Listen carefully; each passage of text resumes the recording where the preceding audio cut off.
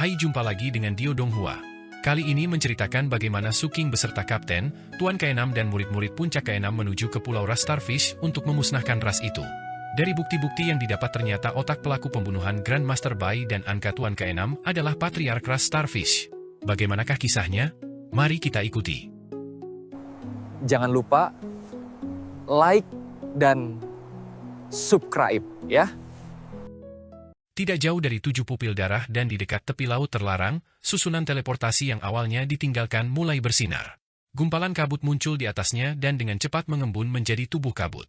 Setelah berjalan keluar dari susunan teleportasi, itu segera menghancurkan formasi susunan. Baru kemudian dia menghela nafas lega dan mulai tertawa. Pada akhirnya, kakekmu masih berhasil kabur. Saat tubuh kabut memadat, perlahan berubah menjadi penampilan pria paruh baya. Pada saat ini, ekspresinya dipenuhi dengan kesombongan yang belum pernah terjadi sebelumnya. Pada akhirnya, dapat dikatakan bahwa dia telah membiarkan dirinya ditangkap oleh Su King. Dia ingin memanfaatkan susunan teleportasi dan menggunakan seni rahasia yang diberikan oleh majikannya untuk melarikan diri. Semuanya berjalan lancar. Aku juga tidak membuang banyak waktu. Langkah selanjutnya adalah berdagang dengan majikan. Saya telah benar-benar menghafal jilid kedua dari pil transformasi pilihan bulan. Hanya aku yang mengetahuinya sekarang. Jika mereka tidak memberi saya barang yang mereka janjikan kepada saya, mereka bisa lupa mendapatkan formulanya. Pria paruh baya itu mencibir dan segera pergi. Di bawah sinar bulan, tubuhnya melesat melewati hutan belantara, tetapi dia tidak menyadari ada mata yang terbuka di bayangannya. Meskipun dia adalah entitas yang aneh, dia masih memiliki bayangan. Selama ada bayangan, akan ada bayangan Su King. Su King sengaja membiarkannya pergi. Adapun pihak lain yang ingin melihat Tuan Ke-6, Su King tidak mempercayainya. Karena pihak lain tidak mengatakan apa-apa bahkan setelah begitu banyak siksaan dan kematian, Su King mungkin juga membiarkannya berpikir bahwa itu aman. Hanya dengan begitu iblis aneh itu akan membawanya ke dalang. Adapun jangkauan mata bayangan, Su King sudah memeriksanya ketika dia sedang mencari parade malam 100 hantu. Itu memiliki jangkauan yang sangat besar, dan saat ini, itu masih dalam persepsinya. Meski penglihatan agak kabur karena jarak, itu bukan masalah besar. Apalagi mengetahui lokasi saja sudah cukup. Su King membuka matanya dan menyesuaikan formasi susunan, mengaktifkan susunan teleportasi ke arah persepsinya. Adapun susunan teleportasi lain yang dihancurkan, itu tidak masalah. Setelah mengetahui lokasinya, dia bisa menggunakan susunan teleportasi lain di dekatnya. Detik berikutnya, sosok Su King menghilang. Pada saat itu, pria paruh baya yang terbentuk oleh kabut itu bergerak sangat cepat di wilayah pesisir benua Nanhuang. Dia memanfaatkan kegelapan dan melaju kencang. Selama ini, dia sering melihat-lihat dan bahkan menyebarkan persepsinya untuk menyelidiki lingkungan sekitar. Meskipun dia telah berulang kali memastikan bahwa tidak ada yang mengikutinya, dia tetap sangat berhati-hati. Namun, keanehan bayangan itu adalah sesuatu yang tidak dia mengerti, jadi dia tidak tahu bahwa ada mata di bayangannya. Namun, pembudidaya iblis yang aneh ini masih waspada. Dia tidak segera menuju ke tempat pertemuan. Sebaliknya, dia bergerak secara acak sepanjang malam sebelum dia tiba di pantai dan melihat ke sebuah kapal dagang yang berlabuh di kejauhan. Datanglah kemari. Aku sudah mendapatkan apa yang kamu inginkan. Dia kemudian menunggu dalam diam sambil mengamati sekelilingnya. Namun, dia tidak bisa melihat mata dalam bayangan yang sedikit terbuka dan mengawasinya. Tidak ada yang terjadi bahkan setelah waktu yang lama. Kultivator iblis yang aneh itu berbalik dan mengubah arah. Segala sesuatu yang terjadi sebelumnya disengaja.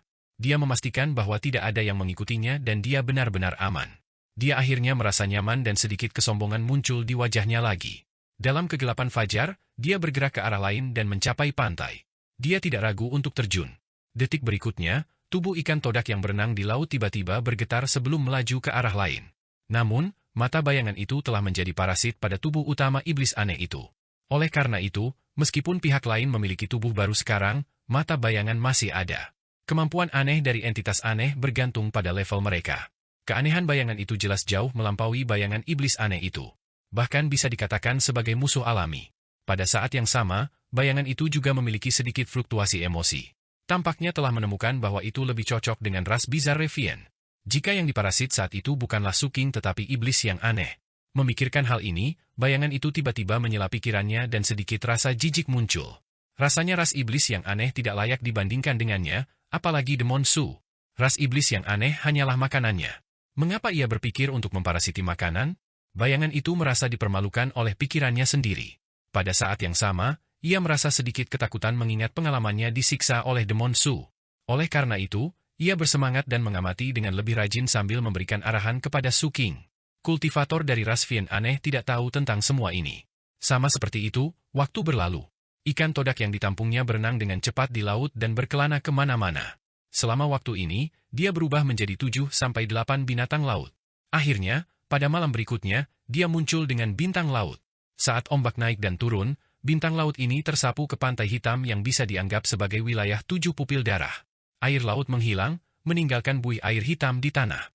Bulan terang tergantung di langit dan sinar bulan mendarat di buih air, memancarkan cahaya redup. Bintang laut yang dirasuki iblis aneh itu tergeletak tak bergerak di pantai. Waktu perlahan berlalu dan fajar tiba. Fajar hari yang baru, membawa warna hitam redup. Saat bulan pergi dan matahari belum terbit, sesuatu diam-diam mendekat. Dalam kegelapan fajar, sosok-sosok berjalan dari kegelapan di kejauhan. Ada total 4 angka.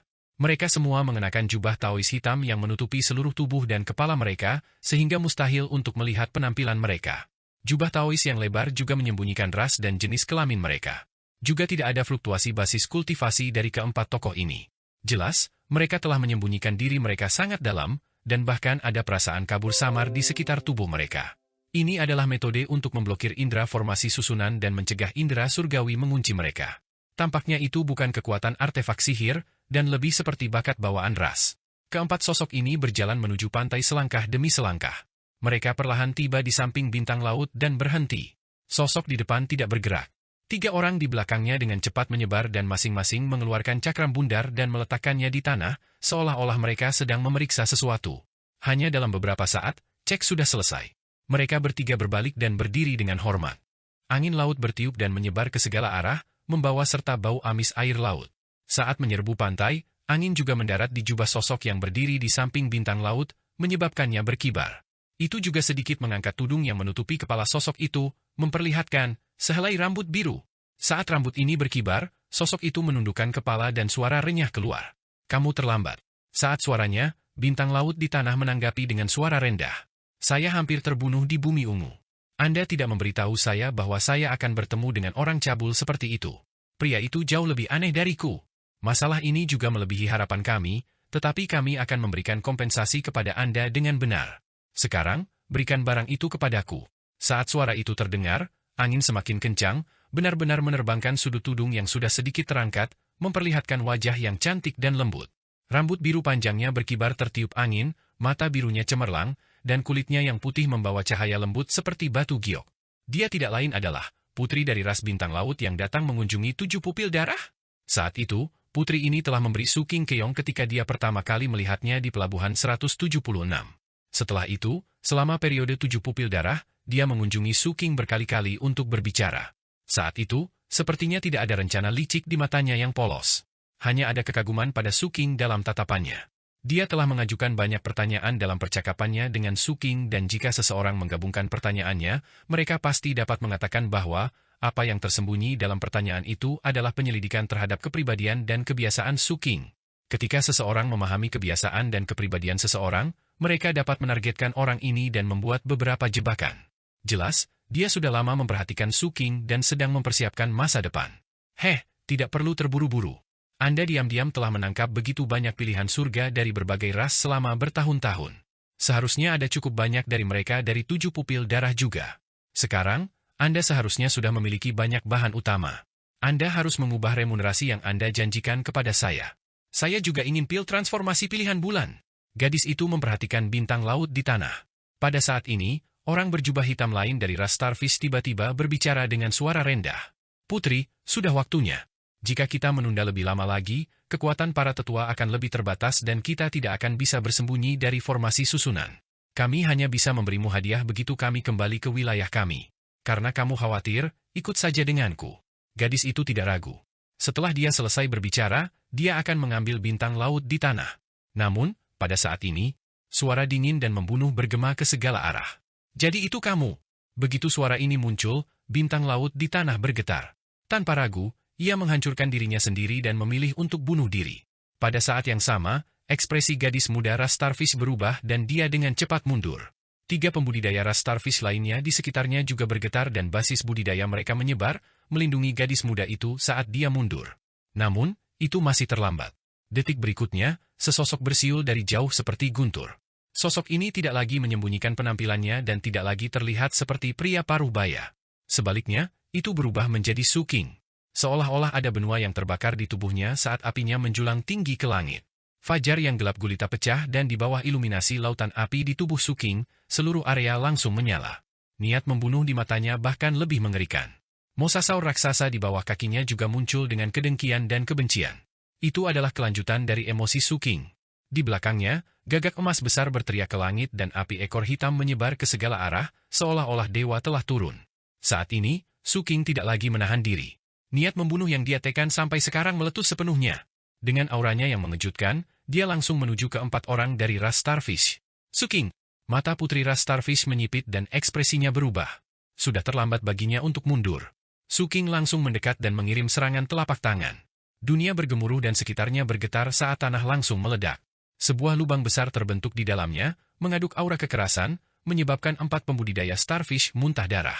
Seseorang menghalangi di depan dan menahan amarah Su King. Tubuhnya roboh dan hancur berkeping-keping dan diserap oleh gagak emas.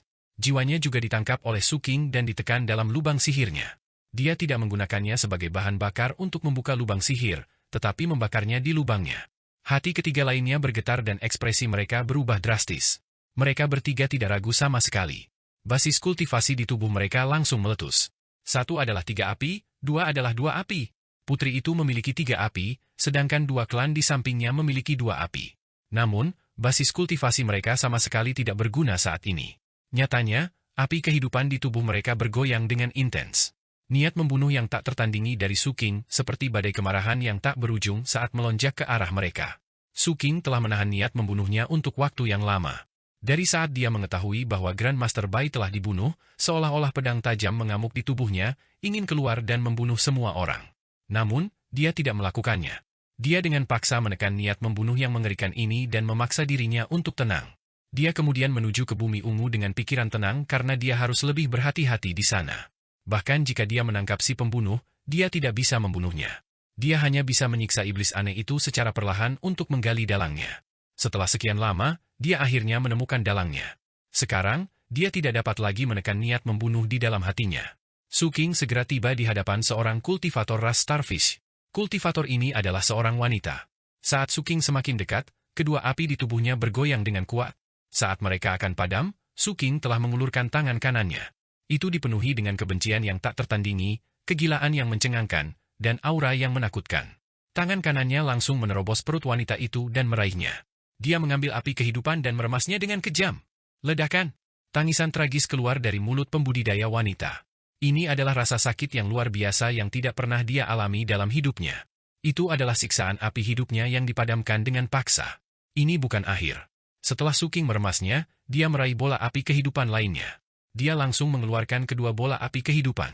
Saat darah berceceran di mana-mana, saat api kehidupan runtuh, semua lubang ajaib di tubuh kultivator wanita dihancurkan.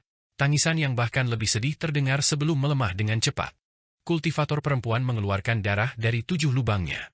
Namun, kekerasan Su King belum berakhir.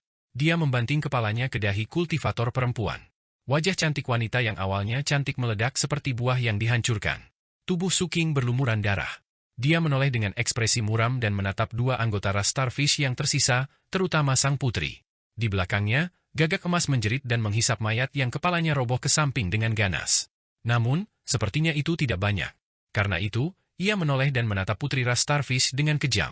Di bawah sinar rembulan, seluruh tubuh Su King memancarkan aura mengerikan seperti dewa yang ganas. Gagak emas di sampingnya seperti binatang buas yang tiada taranya dengan aura yang menghancurkan bumi. Su King, tentang ini, wajah putri ras Starfish pucat dan matanya menunjukkan kengerian. Saat dia berbicara, pelindung Dao terakhir di sampingnya meraung dan bergegas keluar. Putri, cepat pergi. Saat dia berbicara, seluruh tubuh kultivator ras Starfish bersinar. Dia membakar api kehidupannya dan semua lubang sihirnya meletus, aura penghancuran diri menyebar dari tubuhnya. Dia bahkan melakukan serangkaian segel tangan dan mengaktifkan 3 cakram yang dipasang di sekitarnya. Ketiga cakram itu memancarkan aura mencengangkan yang berubah menjadi sambaran petir, membentuk jaring besar di udara yang menekan dan mengikat Su King. Melihat ini, putri ras Starfish mengertakkan gigi dan tiba-tiba berbalik, langsung menuju ke laut. Dia tahu bahwa dia tidak bisa kembali ke 7 pupil darah dan harus pergi secepat mungkin. Namun, saat dia hendak memasuki laut, seekor penyu besar tiba-tiba keluar dari bawah laut. Matanya dipenuhi dengan kengerian dan keputusasaan. Dia tidak tahu bagaimana itu melakukannya, tetapi itu benar-benar mengeluarkan tawa jahat dan menggigitnya. Pada saat yang sama, tongkat besi hitam juga keluar dari sisi Su King. Itu membentuk petir hitam di udara dan langsung menuju ke putri ras Starfish. Dalam sekejap, kura-kura dan putri ras Starfish bertabrakan. Kekuatan tongkat besi hitam juga mendekati dan memukulnya. Begitu jaring petir yang dibentuk oleh 3 cakram mendarat dan hendak menyelimuti dan menahan Su King, kekuatan Golden Crow Refinest All Life meletus.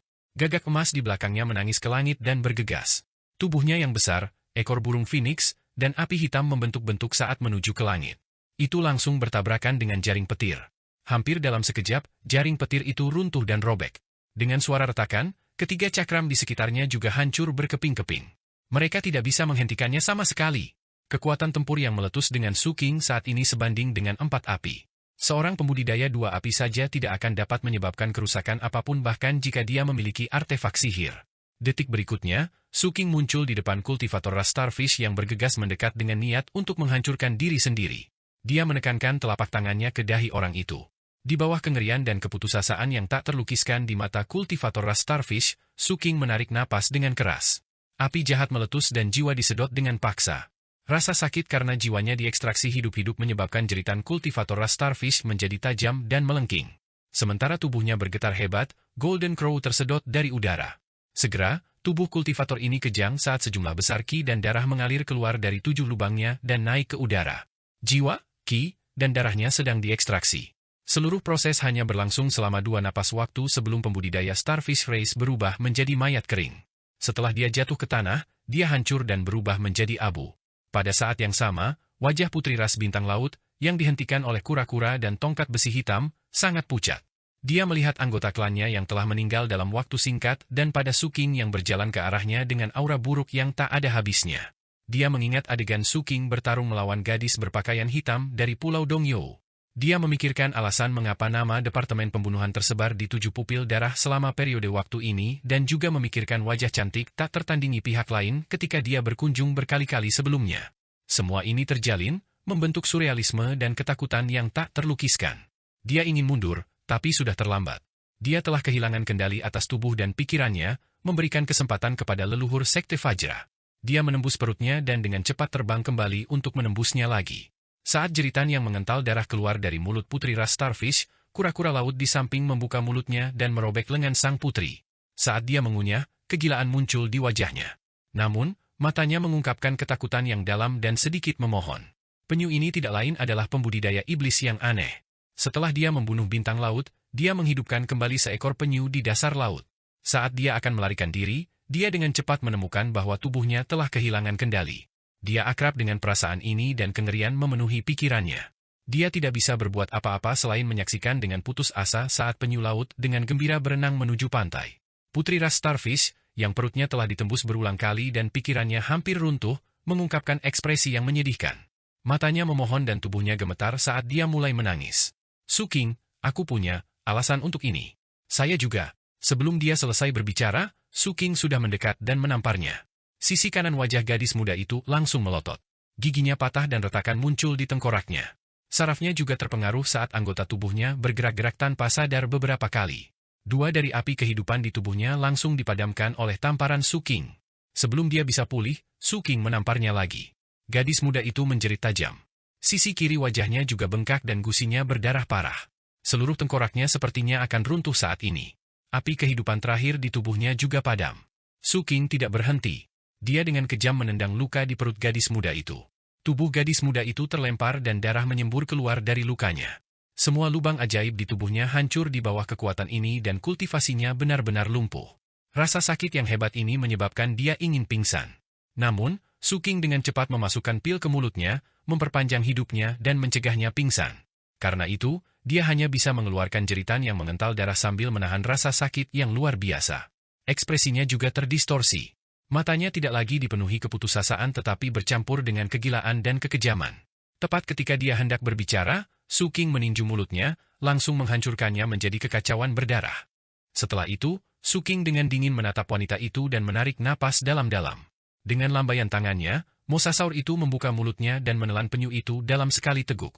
Setelah itu, Ia melayang di udara sementara Suking menyeret kaki putri ras Starfish dan berjalan menuju sekte tersebut. Pasir dan kerikil di pantai memotong daging putri ras bintang laut seperti bilah tajam, menyebabkan dia menderita tidak hanya rasa sakit karena runtuhnya lubang sihir di tubuhnya tetapi juga dari ribuan luka. Pekikannya yang mengental darah menjadi tidak manusiawi. Begitu saja, Suking berjalan sepanjang jalan. Di belakangnya, jejak berdarah yang mengejutkan ditinggalkan. Jejak darah ini tumbuh semakin lama, dan jeritan menjadi semakin lemah. Tidak lama kemudian, Suking masuk ke jajaran formasi susunan 7 pupil darah dan melihat kota megah di kejauhan. Dia kemudian tanpa ekspresi berbicara. Suking, Direktur Departemen Pembunuhan Puncak ke-7, melapor ke sekte tersebut. Ras Starfish telah memberontak. Saya meminta formasi susunan sekte untuk menekan semua anggota ras Starfish di 7 pupil darah. Jangan biarkan mereka berteleportasi atau melarikan diri. Jangan biarkan mereka mengirimkan pesan mereka ke dunia luar dan segera menekannya. Begitu dia selesai berbicara, formasi susunan 7 pupil darah langsung bergemuruh, seolah-olah itu dengan cepat menyaringnya. Detik berikutnya, suara tua terdengar dari puncak ke-6 dan menyebar ke segala arah dengan napas tergesa-gesa. Diizinkan. Mengikuti suara itu, formasi susunan 7 pupil darah diaktifkan dan penindasan segera dimulai. Pada saat yang sama, beberapa sosok terbang keluar dari 7 pupil darah dan langsung menuju Suking.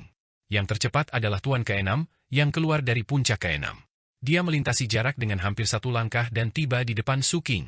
Kultivasi Nascent Soul-nya membuatnya tampak seperti matahari, memancarkan panas dan kegilaan yang mendistorsi segala sesuatu di sekitarnya. Suking, apa yang kamu temukan? Suking menarik napas dalam-dalam dan menahan ketidaknyamanan dari fluktuasi energi Nascent Soul. Dia kemudian menangkupkan tinjunya dan berbicara dengan suara rendah. Tuan ke-6, Anda akan tahu setelah mencari jiwanya. Saat dia berbicara, Suking melemparkan sang putri di belakangnya ke Tuan ke-6. Napas Tuan ke-6 tergesa-gesa. Jika itu adalah penguasa puncak lainnya, mereka mungkin tidak mencari jiwa gadis itu karena kata-kata Suking. Namun, dia berbeda. Lord Six tidak ragu sama sekali. Dia menekan tangan kanannya di dahi putri Starfish Race dan mulai mencari jiwanya. Tidak lama kemudian, Kapten dan yang lainnya juga datang. Ketika mereka melihat pemandangan ini, ekspresi mereka berubah serius. Mereka menunggu dalam diam di samping Suking. Sang kapten memandang putri ras Starfish yang berteriak dengan sedih dan kemudian pada Suking tanpa ekspresi yang aura pembunuhnya masih padat. Dia menepuk bahunya. King kecil, aku akan memikul masalah ini denganmu. Suking menoleh dan menatap kapten dengan mata merah. King kecil, hidup adalah pengalaman yang unik. Ada pahit, manis, sedih, dan bahagia. Itu bukan satu warna, juga tidak bisa satu warna. Ini adalah sesuatu yang bahkan dewa di langit tidak bisa berubah. Karena kita adalah manusia dan bukan binatang buas, jadi, aku mengerti kesedihanmu dan keinginanmu untuk membunuh.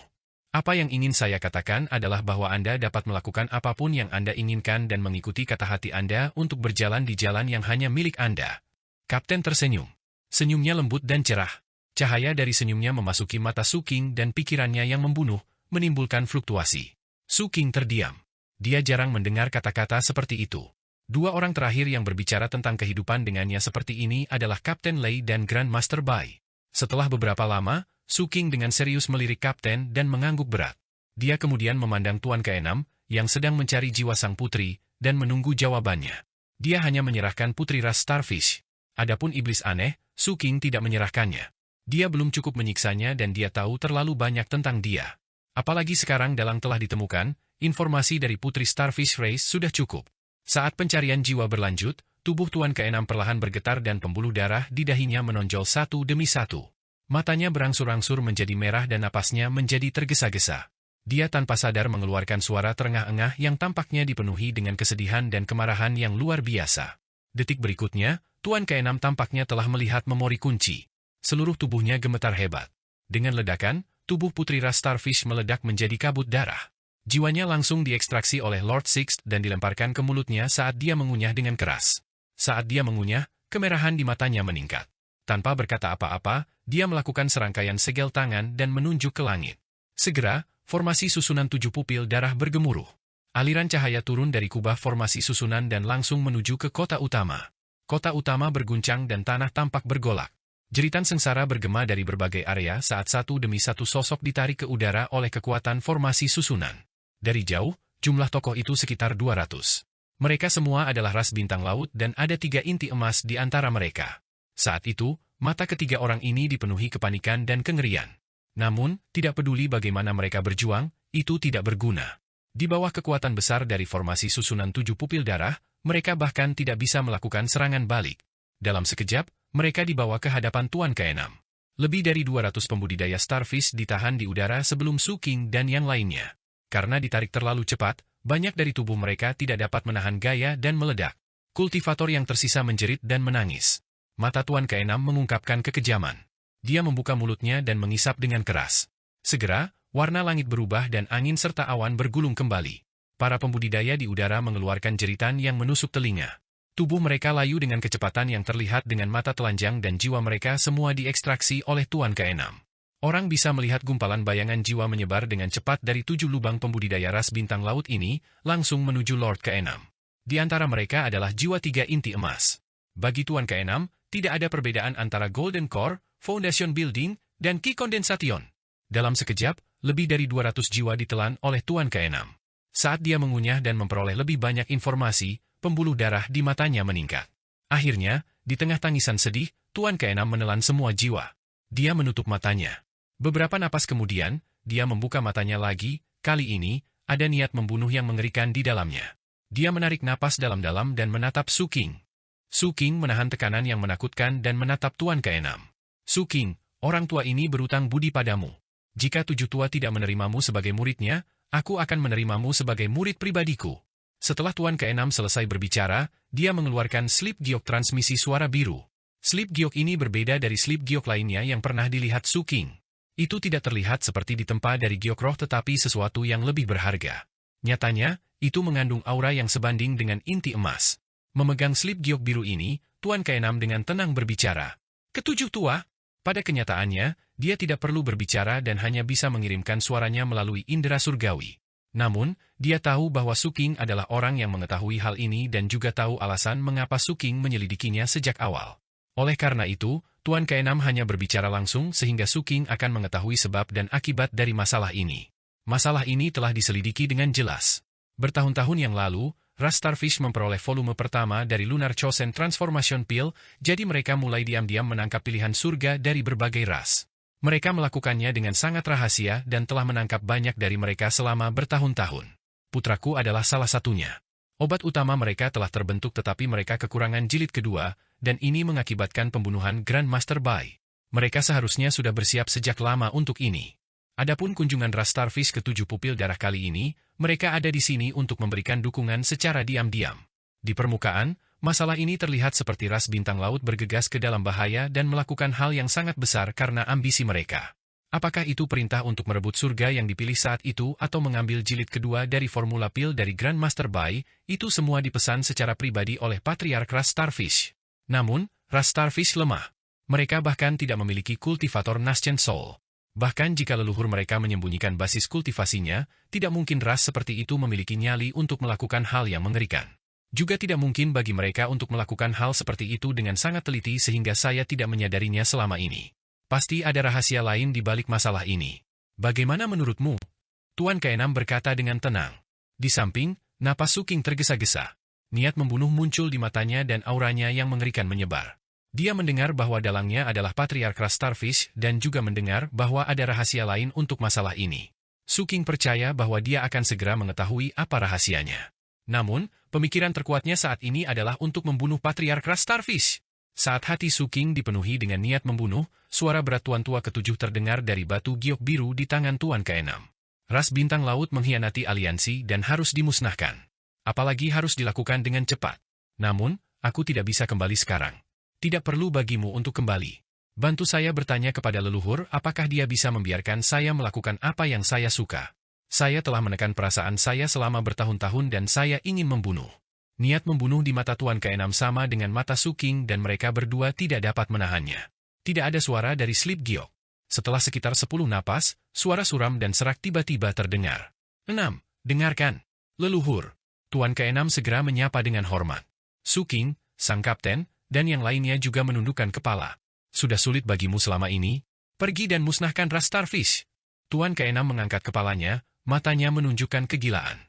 Su King juga mengangkat kepalanya, dan niat membunuh muncul dari matanya. Saya mengikuti keputusan leluhur. Tuan ke-6 menarik napas dalam-dalam dan melihat ke langit yang jauh. Dia kemudian tertawa, Tetapi tawa itu dipenuhi dengan kesedihan dan kegilaan yang tak ada habisnya. Pada akhirnya, itu hampir seperti menangis. Setelah itu, dia melambaikan tangannya. Segera, puncak keenam di kejauhan berguncang dan menimbulkan debu dan kabut yang tak terhitung jumlahnya. Gunung yang menjulang ini benar-benar naik ke udara. Suara yang menghancurkan bumi mengguncang lingkungan. Pada saat yang sama, tekanan besar yang tak terlukiskan menyebar ke segala arah saat seluruh puncak keenam tiba. Tempat tinggal gua dibuka satu demi satu di puncak keenam. Banyak murid puncak keenam yang mengasingkan diri keluar satu demi satu. Ada banyak kultivator Golden Core dan Foundation Building di antara mereka. Meskipun sebagian besar murid puncak keenam telah pergi berperang dengan ras mayat laut, ke puncak keenam, mereka tidak kekurangan artefak sihir dan boneka. Oleh karena itu, pada saat berikutnya, saat gunung yang menakutkan bergemuruh, boneka-boneka terbang keluar dari gunung dan menyebar ke segala arah. Ada ribuan dari mereka yang padat. Setelah itu, artefak sihir perang berskala besar diaktifkan di puncak keenam. Puncak keenam yang sangat besar di langit bersinar dengan cahaya tak terbatas dan memancarkan aura mengerikan. Tekanan itu bahkan menyebabkan langit berubah warna. Itu melayang di langit seperti benteng perang yang menakutkan dan luas. Tuan keenam maju selangkah dan langsung menuju benteng perang ini. Saat dia semakin dekat, seluruh puncak keenam bergetar. Ribuan boneka di sekitarnya dan murid Golden Core dan Foundation Building yang menjaga puncak berlutut satu demi satu. Salam, Tuan Puncak. Suara mereka menyebar ke segala arah seperti banjir. Hati Suking juga bergetar. Kapten di samping juga melebarkan matanya dan bergumam dengan suara rendah. Orang tua itu berkata bahwa paman bela diri keenam adalah pilihan surga yang setara dengannya saat itu. Hanya saja dia menghabiskan beberapa tahun ini dalam kesedihan dan dia tidak memiliki mood untuk berkultivasi. Ini disebut tidak mood untuk berkultivasi? Dia menyempurnakan seluruh puncak keenam. Ini belum pernah terjadi sebelumnya. Dia tidak menggunakan banyak usaha ini bahkan saat melawan ras mayat laut. Di langit, Tuan keenam berhenti di jalurnya dan menundukkan kepalanya untuk menatap kapten dengan dingin. Kapten menyusutkan kepalanya dan tatapan Tuan keenam beralih ke Suking. Ekspresinya melembut. Suking, ini untukmu. Saat dia berbicara, dia mengambil labu anggur yang dia bawa sepanjang tahun. Dengan goyangan lembut, cahaya biru terbang keluar dan langsung menuju Suking. Setelah tiba, itu berubah menjadi liontin permata biru yang melayang di depan Suking. Liontin permata ini memancarkan cahaya gemilang yang mengandung pertahanan yang mencengangkan. Suking merasa bahwa pertahanan ini sangat agung, menyebabkan pikirannya kacau balau. Perlindungan jiwa baru lahir. Mata kapten terbuka lebar saat dia berseru. Matanya menunjukkan kecemburuan yang intens saat dia dengan penuh semangat menatap Tuan keenam di langit. Juga, Suking, bawalah kaligrafi leluhur. Kata-kata leluhur mengandung kekuatan surgawi. Anda memegang kata-kata leluhur dan memiliki perlindungan saya. Ikuti aku keras Starfish dan bunuh sesuka hatimu. Kita berdua akan melampiaskan emosi yang terpendam di hati kita. Tuan keenam menarik napas dalam-dalam. Setelah mengatakan itu, dia langsung menuju puncak keenam dan menginjaknya. Suking mengangguk berat. Niat membunuh yang terbentuk di tubuhnya sangat padat. Dia ingin membunuh semua anggota ras Starfish yang terlihat, membunuh patriark ras Starfish, dan membunuh sampai darah mengalir ke sungai. Jika tidak, akan sulit untuk menghilangkan emosi yang terpendam di dalam hatinya. Kalau tidak akan ada cukup orang untuk menemani gurunya dalam kematian. Aku mematuhi keputusan Tuan keenam. Suking menangkupkan tinjunya dan langsung menuju pelabuhan. Ketika dia tiba di museum, di bawah anggukan salam dari dua tetua inti emas di dalam, dia mencatat rangkaian kata-kata yang dikirim leluhur dan berbalik untuk langsung menuju ke puncak keenam. Akhirnya, bersama kapten yang menunggunya di sana, keduanya melangkah ke puncak keenam. Saat puncak gunung besar di langit bergemuruh lagi, seluruh dunia terdistorsi. Puncak keenam merobek udara dan langsung menuju ke laut terlarang. Gunung itu kabur dan seluruh gunung berteleportasi. Menuju ras bintang laut, seluruh puncak keenam telah lama disempurnakan oleh Tuan keenam dan diubah menjadi benteng strategis. Selain dia, tidak ada yang tahu berapa banyak artefak sihir yang ada di puncak keenam ini dan hal mengejutkan apa yang bisa mereka tampilkan. Ini adalah pertama kalinya benteng perang ini dimobilisasi. Meskipun belum sepenuhnya menunjukkan kekuatannya, hanya teleportasi di laut sudah cukup untuk menimbulkan gelombang di benak semua orang. Teleportasi ini bukanlah teleportasi sederhana. Mampu menteleportasi seluruh gunung sudah cukup untuk menampilkan kekuatan menakjubkan yang terkandung dalam benteng perang ini. Detik berikutnya, gunung besar ini muncul di langit di atas laut terlarang dan melaju ke depan. Kemanapun ia lewat, laut di bawahnya bergolak dan menyebar. Binatang laut yang tak terhitung jumlahnya gemetar di dasar laut, tidak berani mendekati permukaan laut. Kapal dagang di sekitarnya bergoyang seperti dedaunan di laut. Ketika para pembudidaya di kapal melihat gunung besar bergerak di atas mereka, kaget, tidak cukup untuk menggambarkan apa yang mereka rasakan. Suking juga sama. Bahkan Kapten tidak bisa tenang. Matanya merah saat dia melihat ke kiri dan ke kanan. Di depan mereka berdua adalah Tuan ke-6 yang memegang labu anggur dan melihat ke kejauhan. Ekspresinya suram dan sepertinya ada niat berdarah yang muncul di tubuhnya. Intensitas niat membunuhnya bahkan memengaruhi langit, menyebabkan guntur bergemuruh di langit saat puncak ke-6 bergerak maju. Baut petir meledak di sekitarnya seperti ular perak. Ras bintang laut adalah perlombaan kecil. Belum lagi kekuatan 7 pupil darah kita, bahkan tidak bisa dibandingkan dengan ras merfolk. Hanya ada 7 pembudidaya Golden Core di sekte tersebut. Sekarang, 3 telah mati dan hanya tersisa 4, kata Tuan ke-6 dengan tenang. Yang terkuat, leluhur bintang laut, berada di lingkaran besar alam inti emas. Namun, saya curiga dia telah menerobos sejak lama dan telah menyembunyikan basis kultivasinya. Selain dia, 3 kultivator Golden Core Realm lainnya semuanya berada di tahap awal. Inti emas tahap awal ini juga termasuk patriark ras bintang laut.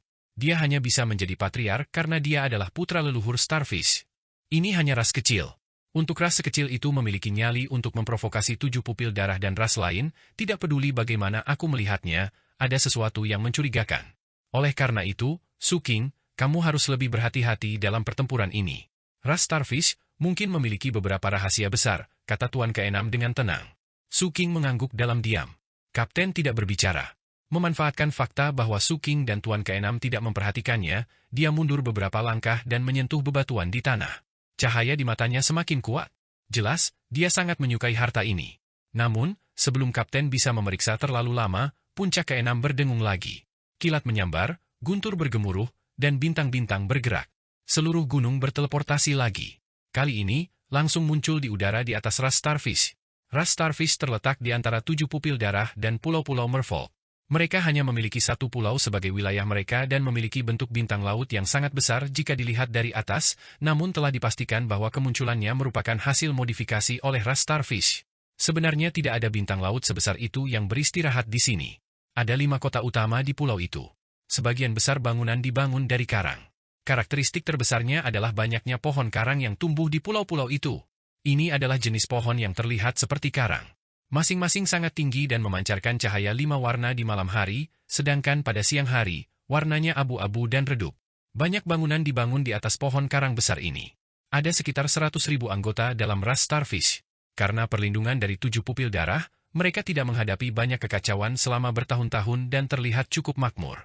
Kemunculan puncak ke-6 langsung menarik perhatian ras Starfish. Meskipun mereka tidak mengenali benteng perang yang sangat besar ini, para ahli dalam ras merasakan fluktuasi seni kultivasi 7 pupil darah.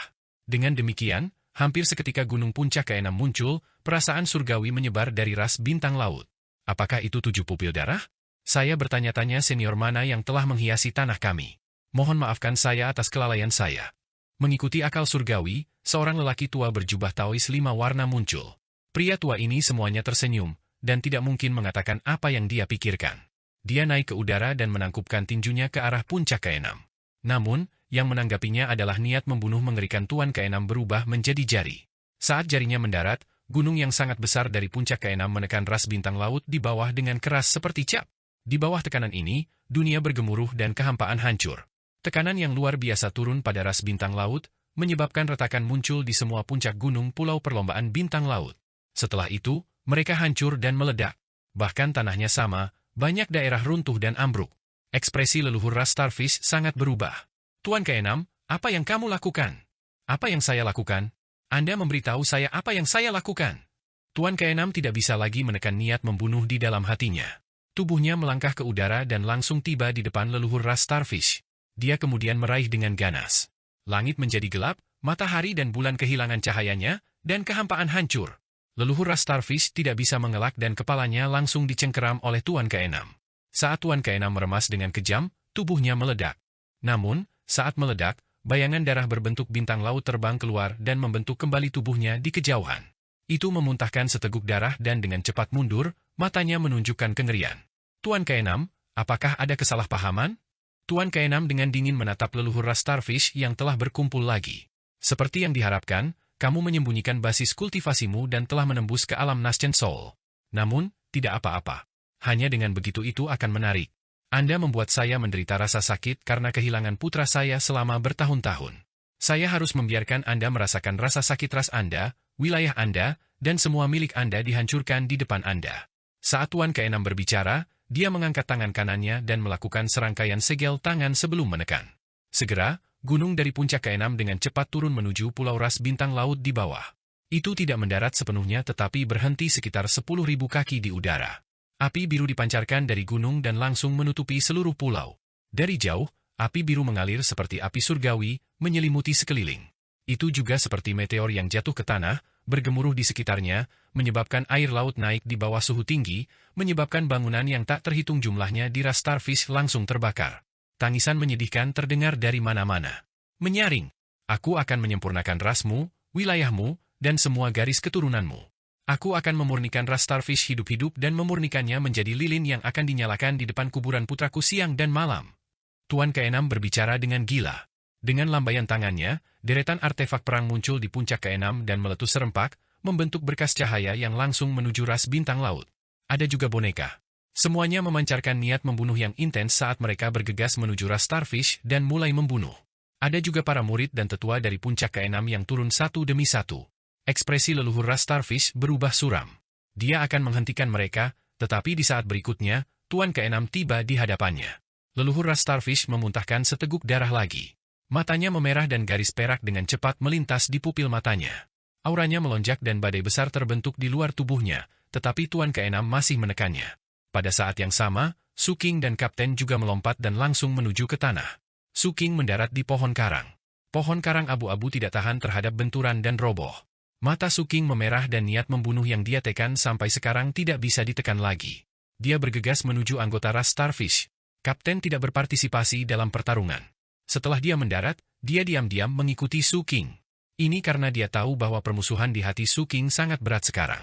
Permusuhan ini membutuhkan banyak darah dan pembunuhan untuk diselesaikan. Baginya, ras Starfish tidak penting. Terlepas dari apakah itu instruksi rahasia Tuan Tua Ketujuh kepadanya atau persahabatannya dengan Su King, mereka semua membuatnya berharap bahwa Su King akan pulih secepat mungkin.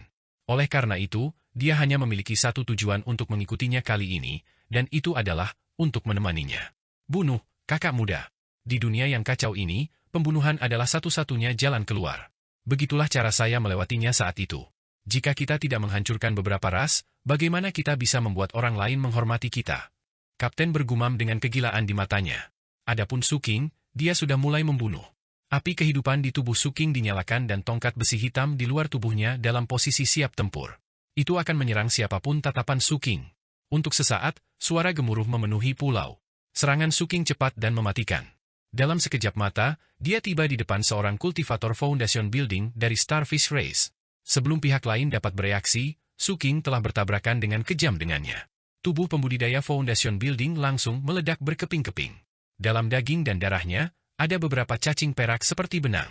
Pada saat itu, daging mereka terpelintir dan layu saat pembudidaya ras bintang laut mati. Su King mengalihkan pandangannya dan langsung menuju ke kuil leluhur perlombaan bintang laut di kejauhan. Itu adalah tempat di mana Patriark ras Starfish biasanya bermeditasi dan memurnikan pil. Dalam perjalanan ke sini, Tuan ke-6 telah memberitahunya semua informasi yang dia peroleh dari pencarian jiwa. Pembagian kerja mereka jelas. Tuan ke-6 ingin membalas dendam pada leluhur ras bintang laut dan menyempurnakan seluruh ras bintang laut, sedangkan target Su King adalah Patriark karena pihak lain yang telah memberikan perintah untuk membunuh Grand Master Bai. Sebuah benua tampaknya terbakar di tubuh Su King saat dia melaju menuju kuil leluhur ras Starfish. Kemanapun dia lewat, saat api biru jatuh dari langit, semua bangunan terbakar. Anggota ras Starfish yang tak terhitung jumlahnya mengeluarkan tangisan sedih dan melengking dalam api. Di bawah suhu tinggi, bahkan tanah meleleh dengan kecepatan yang terlihat dengan mata telanjang. Banyak depresi dipenuhi dengan api biru, seolah-olah ingin meresap ke dalam tanah dan memurnikannya ke tingkat yang lebih dalam. Ada juga boneka dari puncak ke-6 yang membawa kehendak Tuan ke-6 dan mulai membunuh di mana-mana. Murid-murid puncak ke-6 adalah sama dan melaksanakan perintah Tuan ke-6. Seluruh ras Starfish berada dalam kekacauan. Pohon-pohon karang tumbang satu demi satu dan lubang-lubang terbentuk di tanah. 3 dari 5 kota utama sekarang diselimuti lautan api biru yang pekat.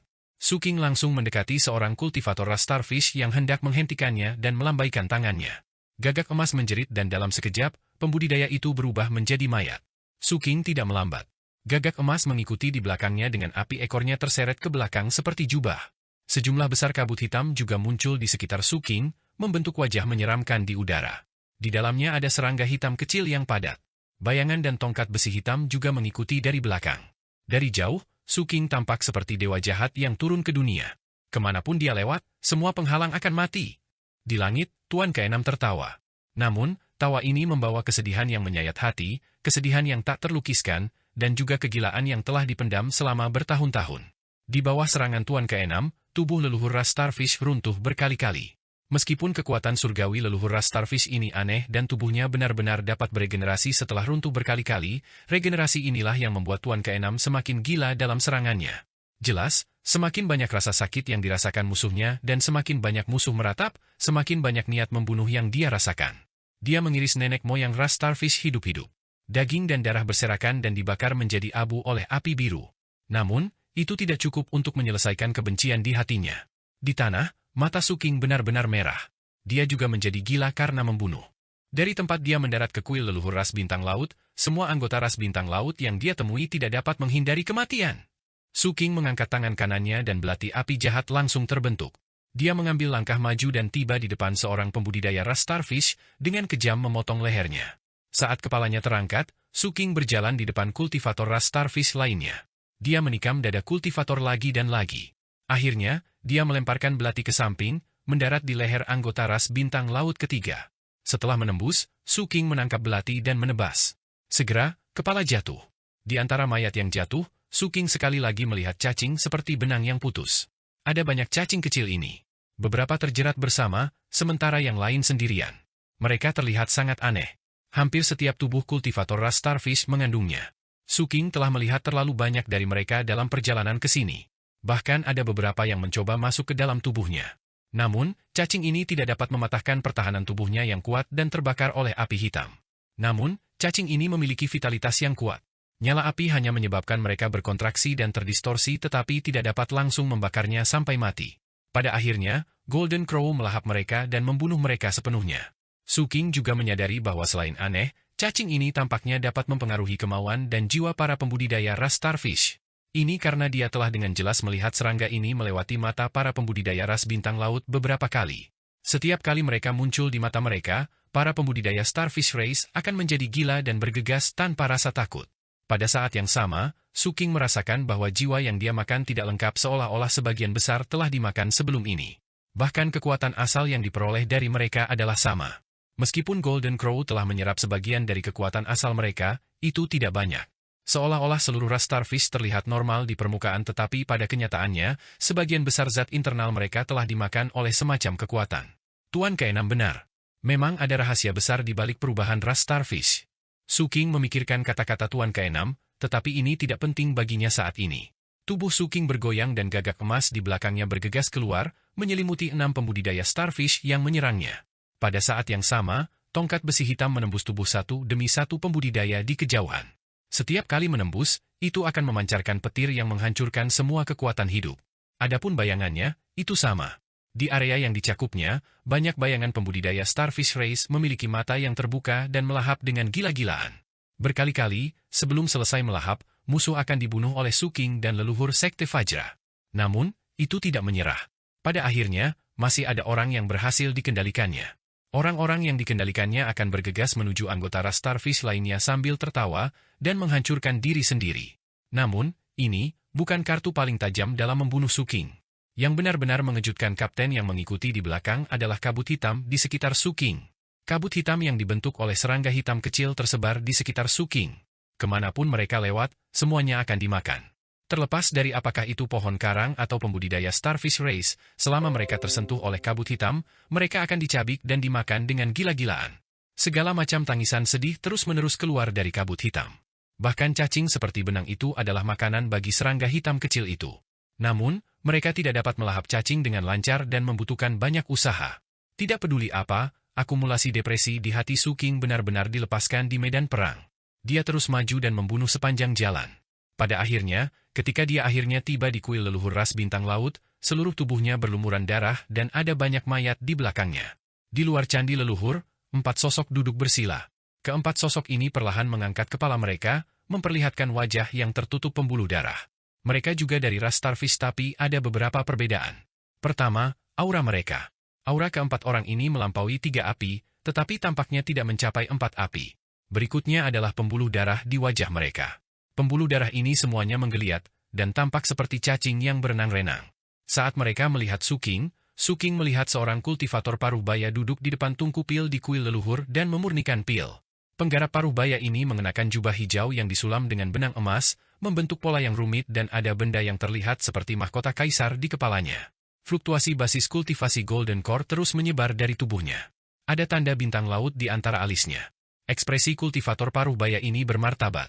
Meskipun ada pembantaian gila-gilaan yang terjadi di luar dan ras menghadapi malapetaka, dia sepertinya tidak tergerak. Dia terus menyempurnakan pil. Seolah-olah baginya, bahkan jika seluruh ras hilang, itu bukan masalah besar. Selama pil obat di tungku pil ini disempurnakan, itu akan baik-baik saja. Dia adalah patriark ras bintang laut dan putra leluhur ras bintang laut yang berada dalam kondisi yang sangat menyedihkan di udara. Hampir seketika tatapan Suking mendarat pada patriark ras bintang laut dan niat membunuh di dalam hatinya melonjak. 4 pembudidaya ras bintang laut di luar kuil leluhur berdiri satu demi satu. Mata mereka dingin dan tanpa emosi. Benang putih setebal sumpit berenang di pupil mereka. Mereka segera memasuki Mystic Brilliance Form dengan kekuatan tempur 3 api saat mereka langsung menuju Suking dari arah yang berbeda. Begitu mereka mendekat, sarkoma besar menonjol keluar dari punggung mereka dan berubah menjadi bintang laut. Tampaknya telah merubah tubuh mereka, menyebabkan mereka berempat mengeluarkan raungan rendah serempak dan meninju Suking. Begitu pukulan ini dilempar, sekelilingnya terdistorsi dari kekuatan mereka. Suking tidak mengelak. Dia berdiri di tempat dan menutup matanya. Detik berikutnya, gagak emas di belakangnya menjerit dan membungkuk untuk menyelimuti tubuh Suking. Bulu hitamnya berubah menjadi jubah kaisar hitam, dan nyala api di ekornya berubah menjadi jubah. Ketika mengangkat kepalanya, seolah-olah sedang meletakkan mahkota kaisar pada Suking. Niat kekerasan ditambah dengan aura yang mendominasi menyebabkan Suking tampil seperti seorang kaisar muda saat ini. Matanya terbuka. Keempat anggota ras Starfish di sekelilingnya semuanya gemetar hebat. Pukulan mereka tidak bisa mengguncang gagak emas sama sekali. Mereka bahkan mengalami serangan balik dan harus mundur. Namun, sudah terlambat. Saat Suking membuka matanya, dia maju selangkah dan tiba di depan seorang kultivator. Dia mengabaikan formulir kecemerlangan mistik pihak lain dan meraih leher pihak lain dengan kejam meremasnya. Begitu lehernya patah, tongkat besi hitam bersiul dan dengan gila-gilaan menembus tubuh kultivator 7-8 kali. Suking melepaskan kultivator. Jubah api ekor di punggungnya bergoyang dan dia berubah menjadi pelangi, muncul di hadapan pembudidaya ras Starfish lain yang dengan cepat mundur. Dia langsung bertabrakan dengan pembudidaya. Kultivator Starfish menjerit sedih, tetapi terus mundur. Namun, Suking jauh lebih cepat. Dia bertabrakan lagi dan kepala pembudidaya Starfish langsung meledak. Ini bukan akhir. Pada saat ini, kabut yang dibentuk oleh sejumlah besar serangga hitam telah memenuhi tubuh pembudidaya Starfish ketiga yang mundur. Mereka sudah mulai melahapnya. Saat tangisan sedih menyebar dari kabut, Suking telah tiba di depan pembudidaya ras Starfish terakhir. Di tengah kengerian dan keputusasaan pihak lain, gagak emas di tubuh Suking keluar. Segera, api jahat meletus dan membakar pembudidaya. Semua ini terjadi dalam sekejap. Dalam sekejap mata, 4 orang dari ras bintang laut mati. Ki dan darah mereka, jiwa mereka, dan daging mereka dimakan. Namun, sayang sekali mereka seperti sepotong daging yang telah didinginkan selama bertahun-tahun sebelum dibuka segelnya. Mereka tidak memiliki nutrisi atau rasa. Suking melambaikan tangannya dan semua mayat di sekitarnya menghilang, berubah menjadi abu. Beberapa melewati matanya, tetapi mereka tidak bisa mengalihkan perhatian Suking. Tatapannya tertuju pada patriark ras Starfish yang sedang memurnikan pil di samping tungku pil di kuil leluhur. Pada saat yang sama, sosok kapten berjalan dari belakang Suking dan berdiri di sampingnya. Dia memegang sebuah apel yang telah menjadi hitam karena suatu alasan. Saat dia memakannya, dia melihat ke arah patriark. Wow, adik muda, lihat orang ini. Sepertinya dia sudah mati. Kapten tersenyum. Begitu dia berbicara, mata patriark ras Starfish di samping tungku pil tiba-tiba terbuka. Cahaya surgawi bersinar dari matanya seperti kilat. Detik berikutnya, pikiran Suking bergemuruh dan rasa penindasan yang sangat besar menyerangnya seperti badai. Namun, liontin yang tergantung di lehernya menyala dan tekanan ini langsung menghilang. Kapten juga mundur beberapa langkah. Rune berkedip di matanya dan ada sedikit kegilaan pada mereka. Dia menjilat bibirnya dan menunjukkan giginya yang masih ada daging apel hitam di antara mereka. Suking, ayo serang bersama. Suking mengangguk. Detik berikutnya, mereka berdua langsung menuju patriark ras Starfish di kuil leluhur. Kilatan aneh muncul di mata pembudidaya inti emas saat dia tiba-tiba tertawa. Menarik. Saya tidak berharap melihat kentang goreng kecil seperti Anda yang masih berani menyerang setelah bertemu dengan inti emas. Masih ada waktu, jadi aku akan bermain dengan kalian. Saat Kapten dan Suking bergegas mendekat, suara Patriark ras Starfish menyebar. Dia berdiri dan maju selangkah. Begitu kakinya mendarat di tanah, bayangan yang tumpang tindih muncul di tubuhnya. Seolah-olah dua gumpalan roh pendendam ilusi muncul di tubuhnya dan dilepaskan ke kiri dan kanan. Detik berikutnya, tubuh Patriark ras Starfish langsung terbelah menjadi dua tubuh identik yang bergegas menuju Kapten dan Suking. Kecepatannya sangat cepat sehingga dia langsung mendekati Suking. Dia mengangkat jari telunjuk kanannya dan menekannya pada dahi Suking. Senyum mengejek muncul di wajahnya. Saat jarinya mendarat, kekuatan mengerikan meletus darinya. Ada juga kekuatan inti emas yang menekan sekitarnya, menyebabkan tubuh Suking bergetar. Api kehidupan di tubuhnya sepertinya ditiup angin kencang dan akan segera padam. Pada saat ini, tongkat besi hitam bersiul lebih dekat dan mencoba mengganggu Patriark ras Starfish. Namun, yang terakhir menjentikannya sedikit. Tongkat besi hitam dikirim terbang. Bahkan ada beberapa retakan di atasnya. Setelah itu, Patriark ras Starfish Race menginjak tanah dengan keras. Tanah bergemuruh dan bayangan yang muncul di bawah kakinya langsung menghilang. Itu dia? Patriark ras Starfish menggelengkan kepalanya dan mengarahkan jari telunjuknya ke dahi Suking. Saat jarinya hendak mendarat, gagak emas di belakang Suking bermanifestasi dan menghisapnya dengan ganas. Tubuh Patriark ras Starfish berhenti. Dia menjadi sedikit buram tetapi dia masih terus menekan dahinya ke arah dahi Suking. Namun, saat dia menekannya, api gagak emas juga menyapu dengan kejam. Mata Suking dipenuhi kegilaan. Dia tidak mengelak sama sekali dan menggunakan kepalanya untuk bertabrakan dengan jari. Gagak emas tampaknya telah menghabiskan banyak energi karena menjadi sedikit redup tetapi mampu menyerap jejak ki dan darah dengan paksa. Dahi Suking juga bertabrakan dengan jari Patriark ras Starfish dengan sekuat tenaga. Mata Patriark ras Starfish mengungkapkan cahaya aneh saat jarinya patah. Adapun Suking, tubuhnya terlempar ke kejauhan. Penghalang pelindung dari liontin di luar tubuhnya mencegahnya menderita cedera. Hanya ki dan darah di tubuhnya yang bergolak di bawah getaran. Namun, dia dengan cepat berdiri dan menatap lekat-lekat pada Patriark ras Starfish yang ekspresi anehnya telah berubah menjadi kejutan. Di sisi lain, sang kapten menghadap tubuh lain dari Patriark ras Starfish. Pihak lain juga mengangkat jarinya dan menekan di antara alisnya. Namun, solusi kapten berbeda dari solusi Suking. Segel rahasia di matanya langsung terlepas dan aura seluruh tubuhnya terus meletus. Sama seperti Suking, dia tidak mengelak dan memilih untuk maju daripada mundur. Yang berbeda adalah dia tidak menggunakan kepalanya untuk mengetuk jari. Sebaliknya, dia membuka mulutnya dan menggigit jari pihak lain dengan kegilaan tak berujung di matanya. Semua ini membutuhkan waktu lama untuk dijelaskan tetapi pada kenyataannya, itu terjadi pada waktu yang bersamaan. Patriark ras Starfish terbagi menjadi dua tubuh dan menyerang Suking dan Kapten pada saat yang sama. Detik berikutnya, jari Patriark ras Starfish digigit oleh Kapten. Meskipun tidak digigit, giginya menggigit dagingnya, menyebabkan darah mengalir keluar dari jarinya. Adapun sang Kapten, beberapa giginya patah dan dia mundur. Namun, matanya masih dipenuhi kegilaan. Dia melakukan serangkaian segel tangan dengan kedua tangan dan mengeluarkan perisai. Setelah memblokir kekuatan inti emas, dia terlempar jauh. Menarik. Kedua tubuh Patriark ras Starfish menundukkan kepala dan melihat jari-jari mereka. Kedua tubuh itu langsung menyatu. Setelah mereka menjadi satu lagi, luka di jari mereka langsung pulih. Kultivasi inti emasnya ditampilkan sepenuhnya. Mata Suking perih dan seluruh tubuhnya gemetar. Dia merasa seolah-olah matahari menyerangnya tetapi niat membunuh masih muncul di matanya. Kaptennya juga sama. Meskipun dia kehilangan beberapa gigi, tampaknya lebih nyaman baginya untuk menjulurkan lidah dan menjilat bibirnya. Dia bahkan memiliki mood untuk menyeringai pada Suking dengan ekspresi sombong. Patriark ras Starfish mendengus dingin dan maju selangkah, langsung menuju Kapten. Namun, setelah dia berjalan kurang dari 3 langkah, ekspresinya tiba-tiba berubah. Pada saat ini, warna hitam muncul di jarinya yang telah sembuh total. Seolah-olah sejumlah besar racun menyebar ke seluruh tubuhnya. Jika seseorang dapat melihat ke dalam tubuhnya, mereka akan melihat sejumlah besar serangga hitam kecil di sana. Mereka dengan gila-gilaan menggigit dan melahap tubuh Patriark ras Starfish, memancarkan sejumlah besar zat anomali dan racun yang kuat. Ini adalah hasil kerja sama Suking dan Kapten. Suking sangat jelas tentang kebiasaan Kapten menyerang. Lagi pula, Kapten menggigit patung-patung leluhur ras mayat laut dan juga melakukan hal yang sama dengan Golden Core Octopus. Oleh karena itu, ketika Kapten sedang makan apel tadi, Suking mengendalikan serangga hitam kecil itu untuk pergi. Ketika Kapten merasakannya, dia tidak peduli. Dia membiarkan serangga hitam kecil itu bersembunyi di antara giginya. Baru saja, ketika dia menggigit daging jarinya, serangga hitam kecil itu berhasil memasuki tubuh Patriark. Begitu ekspresi Patriark ras Starfish berubah, sang Kapten tertawa sinis. Kegilaan di matanya meningkat saat dia bergegas menuju pihak lain. Suking juga sama.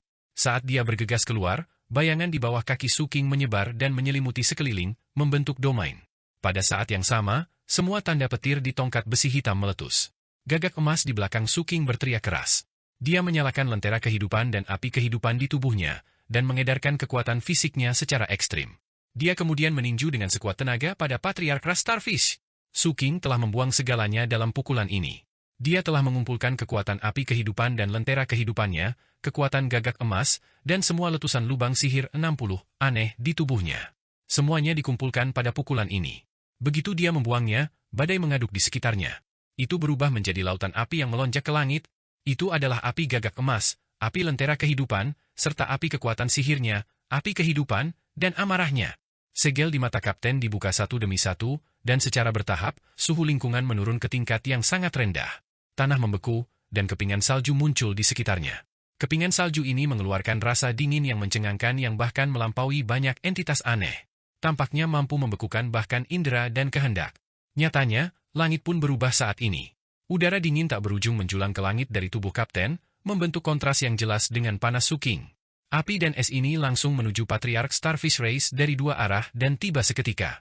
Kegilaan di mata kapten semakin meningkat. Sebuah tangan aneh terulur dari dadanya. Tangan ini adalah tangan es. Warnanya biru dan tidak terlihat seperti tangan manusia. Itu ditutupi paku tulang yang tajam dan memiliki wajah di telapak tangannya. Wajah itu tak lain adalah wajah sang kapten. Namun, matanya tertutup seolah-olah dia sedang tidur nyenyak. Kemunculan tangan ini menyebabkan mata Patriark Ras Starfish menyempit dan dia mencoba menghindar. Namun, serangga hitam kecil di tubuhnya meletus dengan gila-gilaan dan menghancurkan diri sendiri satu persatu, membentuk zat dan racun anomali yang lebih padat, menyebabkan Patriark Ras Starfish tanpa sadar berhenti. Begitu dia berhenti, tangan yang terulur dari dada kapten menekan dahi Patriark Ras Starfish. Dengan ledakan, dingin tak berujung meletus. Patriark Ras Starfish langsung dibekukan.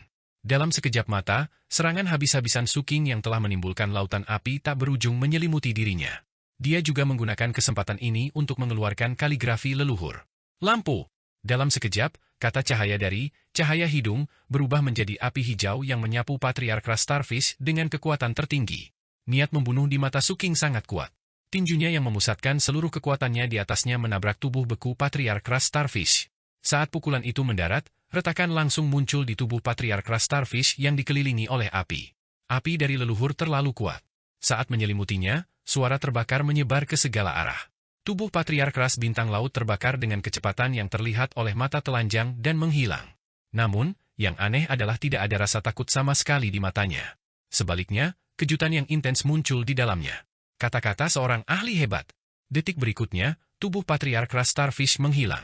Namun, begitu tubuhnya hancur, tentakel setebal lengan terentang dari tubuhnya yang roboh dan dengan kejam menyerang Suking dan kaptennya. Gaya ini menyebabkan kehampaan runtuh seperti cermin yang pecah. Kekuatan penghancur jiwa yang mengerikan menelan Suking dan kapten dan mereka tidak bisa menahan diri untuk mundur. Pada saat kritis ini, Suking menarik kapten ke sisinya dan menggunakan liontin yang diberikan Lord Six kepadanya untuk memblokir dampak kekerasan ini. Keduanya mundur sejauh 1000 kaki dan masing-masing memuntahkan seteguk darah dari luka di organ dalam mereka. Mereka dengan cepat mengangkat kepala dan melihat ke tempat tentakel muncul. Di sana, saat debu menghilang, sosok samar-samar terlihat berjalan keluar selangkah demi selangkah. Tentakel perak menari-nari di sekitar sosok itu. Kadang-kadang, beberapa dari mereka akan keluar dari debu, memperlihatkan diri mereka dengan jelas. Mereka bukan tentakel tapi cacing tebal. Mereka menunjukkan gigi tajam mereka dan mengeluarkan tangisan menyeramkan pada Suking dan kapten. Segera, sosok di dalam debu benar-benar keluar dan tercermin di mata Suking dan kapten. Ini adalah bukan manusia dengan tubuh yang tingginya lebih dari 10 kaki. Seluruh tubuhnya berwarna perak dan memiliki kepala segitiga. Matanya memiliki pupil ganda dan lidahnya sangat panjang. Seluruh tubuhnya ditutupi cacing melambai. Seperti yang terlihat, fluktuasi mengerikan yang mengguncang Suking dan kapten sampai ke intinya meletus dari tubuhnya. Kekuatan suci yang padat menyebar, mendistorsi semua ruang di sekitarnya. Ini bukan Golden Core tapi Nascent Soul. Saat auranya meletus, langit berubah warna dan angin serta awan bergolak. Suking dan kapten tidak punya pilihan selain mundur lagi. Saya tidak menyangka akan melihat dua burung pipit yang bagus di tanah kecil ini. Salah satunya memiliki entitas aneh tingkat 4 yang disegel di tubuhnya, sementara yang lain memiliki seni kultivasi tingkat kaisar, kemampuan aneh, dan kata-kata dari seorang ahli hebat. Suara dingin perlahan keluar dari mulut bukan manusia yang aneh itu. Ketika Suking mendengar ini, matanya menyipit tetapi dia menghela nafas lega. Pihak lain jelas hanya melihat sebagian dari dirinya. Itu tidak melihat lentera kehidupan, bayangannya, atau kristal ungu. Adapun kapten di samping, dia juga menghela nafas lega. Pikirannya mirip dengan Su King. Secara kebetulan, keduanya merasakan bahwa yang lain tampak lega. Mereka saling berpandangan satu sama lain. Ras apa ini? Su King berbicara sambil mundur. Dunia Wanggu terlalu besar. Ada berbagai macam ras. Sepertinya ini sejenis ras cacing. Saya samar-samar ingat pernah membaca tentang mereka di sebuah file di Departemen Intelijen. Biarkan aku berpikir tentang hal itu. Kapten tampak sedikit bingung tapi dia juga mundur. Melihat Su King dan Kapten melarikan diri, non-human yang terbentuk dari tubuh patriark ras Starfish menyeringai dan tubuhnya tiba-tiba bergoyang. Ekspresi Su King menjadi gelap dan mata Kapten menyipit. Namun, dengan kecepatan mereka, sulit bagi mereka untuk melarikan diri di depan seorang kultivator Nascent Soul. Su King hanya merasakan penglihatannya kabur dan sesaat kemudian, suara gemuruh terdengar. Kekuatan surgawi menyerbu wajahnya dan kekuatan yang tak tertahankan melonjak. Seluruh tubuhnya bergetar hebat dan dia memuntahkan seteguk darah. Itu sama untuk Kapten. Namun, dengan perlindungan Liontin Su King, meskipun mereka terlempar 1000 kaki jauhnya oleh kekuatan surgawi, mereka masih baik-baik saja. Hanya saja organ dalam tubuh mereka bergolak seolah-olah sedang tercabik-cabik. Jika pihak lain terus menyerang, perlindungan Liontin itu tidak akan bertahan lama. Saat sosok bukan manusia hendak menyerang lagi, langit bergemuruh dan api biru tiba-tiba jatuh, menghalangi sosok bukan manusia itu. Lautan api biru dari langit telah membunuh banyak orang di pulau ras Starfish. Namun, ketika anggota ras bintang laut ini mati, cacing seperti benang akan merangkak keluar dari mayat mereka. Adegan aneh ini telah lama menarik perhatian murid-murid puncak ke-6 dan Tuan ke-6. Adegan transformasi patriark ras Starfish secara alami dilihat oleh Tuan ke-6. Oleh karena itu, setelah menekan leluhur ras bintang laut dengan tamparan, dia melakukan serangkaian segel tangan dan menyerang, menyebabkan lautan api biru turun untuk menghentikan bukan manusia. Dia dari ras benang besi. Pada saat yang sama, suara Tuan ke-6 menyebar ke segala arah. Saat Kapten mendengar 3 kata ini, ekspresinya berubah dan dia dengan cepat berbicara dengan suara rendah. Su King, aku ingat sekarang. Orang bukan manusia yang ingin menyiksa dan membunuh Su King dan Kapten mengangkat kepalanya dan melihat ke langit ketika mendengar ini. Tiba-tiba tersenyum. Sepertinya aku sedikit meremehkan sekte di sini. Namun, Anda hanyalah seorang kultivator Nascent Soul. Apakah Anda bahkan layak mengganggu kultivasi saya? Bukan manusia mengangkat tangan kanannya dan menunjuk ke langit. Segera, cuaca berubah dan suara genderang perang dan guntur terdengar dari langit. Suara gemuruh itu seperti raungan dewa. Begitu menyebar, 3 lingkaran cahaya formasi besar muncul di langit. Masing-masing dari 3 lingkaran cahaya formasi ini memiliki panjang 1000 kaki dan memancarkan kekuatan yang sangat besar. Kekuatan teleportasi yang mencengangkan meletus dari mereka. Sosok muncul dari 3 susunan teleportasi ini. Apa yang muncul dari susunan teleportasi pertama adalah sekelompok pembudidaya bukan manusia dengan sayap di punggung mereka. Mereka hitam pekat dan tampak seperti burung gagak. Penampilan mereka mengesankan dan garang, terutama yang berada di depan. Tatapannya seperti kilat dan seluruh tubuhnya memancarkan fluktuasi menakutkan dari kultivasi Nascent Soul. Ini bukan akhir. Di tengah gemuruh susunan teleportasi kedua, sekelompok besar sosok lainnya muncul. Mereka semua memiliki tubuh manusia dan hidung gajah. Masing-masing dari mereka sangat tinggi dan memancarkan vitalitas yang padat. Pria kekar di depan juga memancarkan fluktuasi dari seorang kultivator Nascent Soul. Ekspresinya menyeramkan dan sangat biadab. Arai teleportasi ketiga juga sama. Pada saat ini, saat bergemuruh dan berputar, sejumlah besar sosok terbang dengan liar. Penampilan mereka bahkan lebih aneh, seperti rumput laut dengan mata segitiga. Hanya gerakan mereka saja yang menimbulkan badai yang mengerikan. Fluktuasi Nascent Soul juga menyebar dari grup. Begitu ketiga balapan ini muncul, mata Kapten di samping Su King sedikit menyipit. Ras gagak hitam bersayap 6, ras awan gajah kekuatan, dan ras tanaman iblis rumput ular. Ketiga ras ini bukanlah ras besar dan memiliki skala yang sama dengan ras bintang laut. Di antara mereka, ras gagak hitam bersayap 6 adalah sekutu dari 7 pupil darah. 2 ras lainnya netral. 3 ras besar tidak mengatakan sepatah kata pun dan langsung menuju Tuan ke-6. Banyak dari anggota mereka bahkan menabrak gunung puncak ke-6. Mereka tidak takut mati dan ingin menggunakan hidup mereka untuk mengguncang gunung. Jika seseorang melihat lebih dekat, mereka akan melihat serangga seperti benang melintas melewati mata mereka. Ketiga ras ini, termasuk ras Starfish semuanya dikendalikan. Tuan ke-6 ditutupi dari semua sisi. Su King mempercepat lagi dan Kapten juga bergerak dengan kecepatan penuh.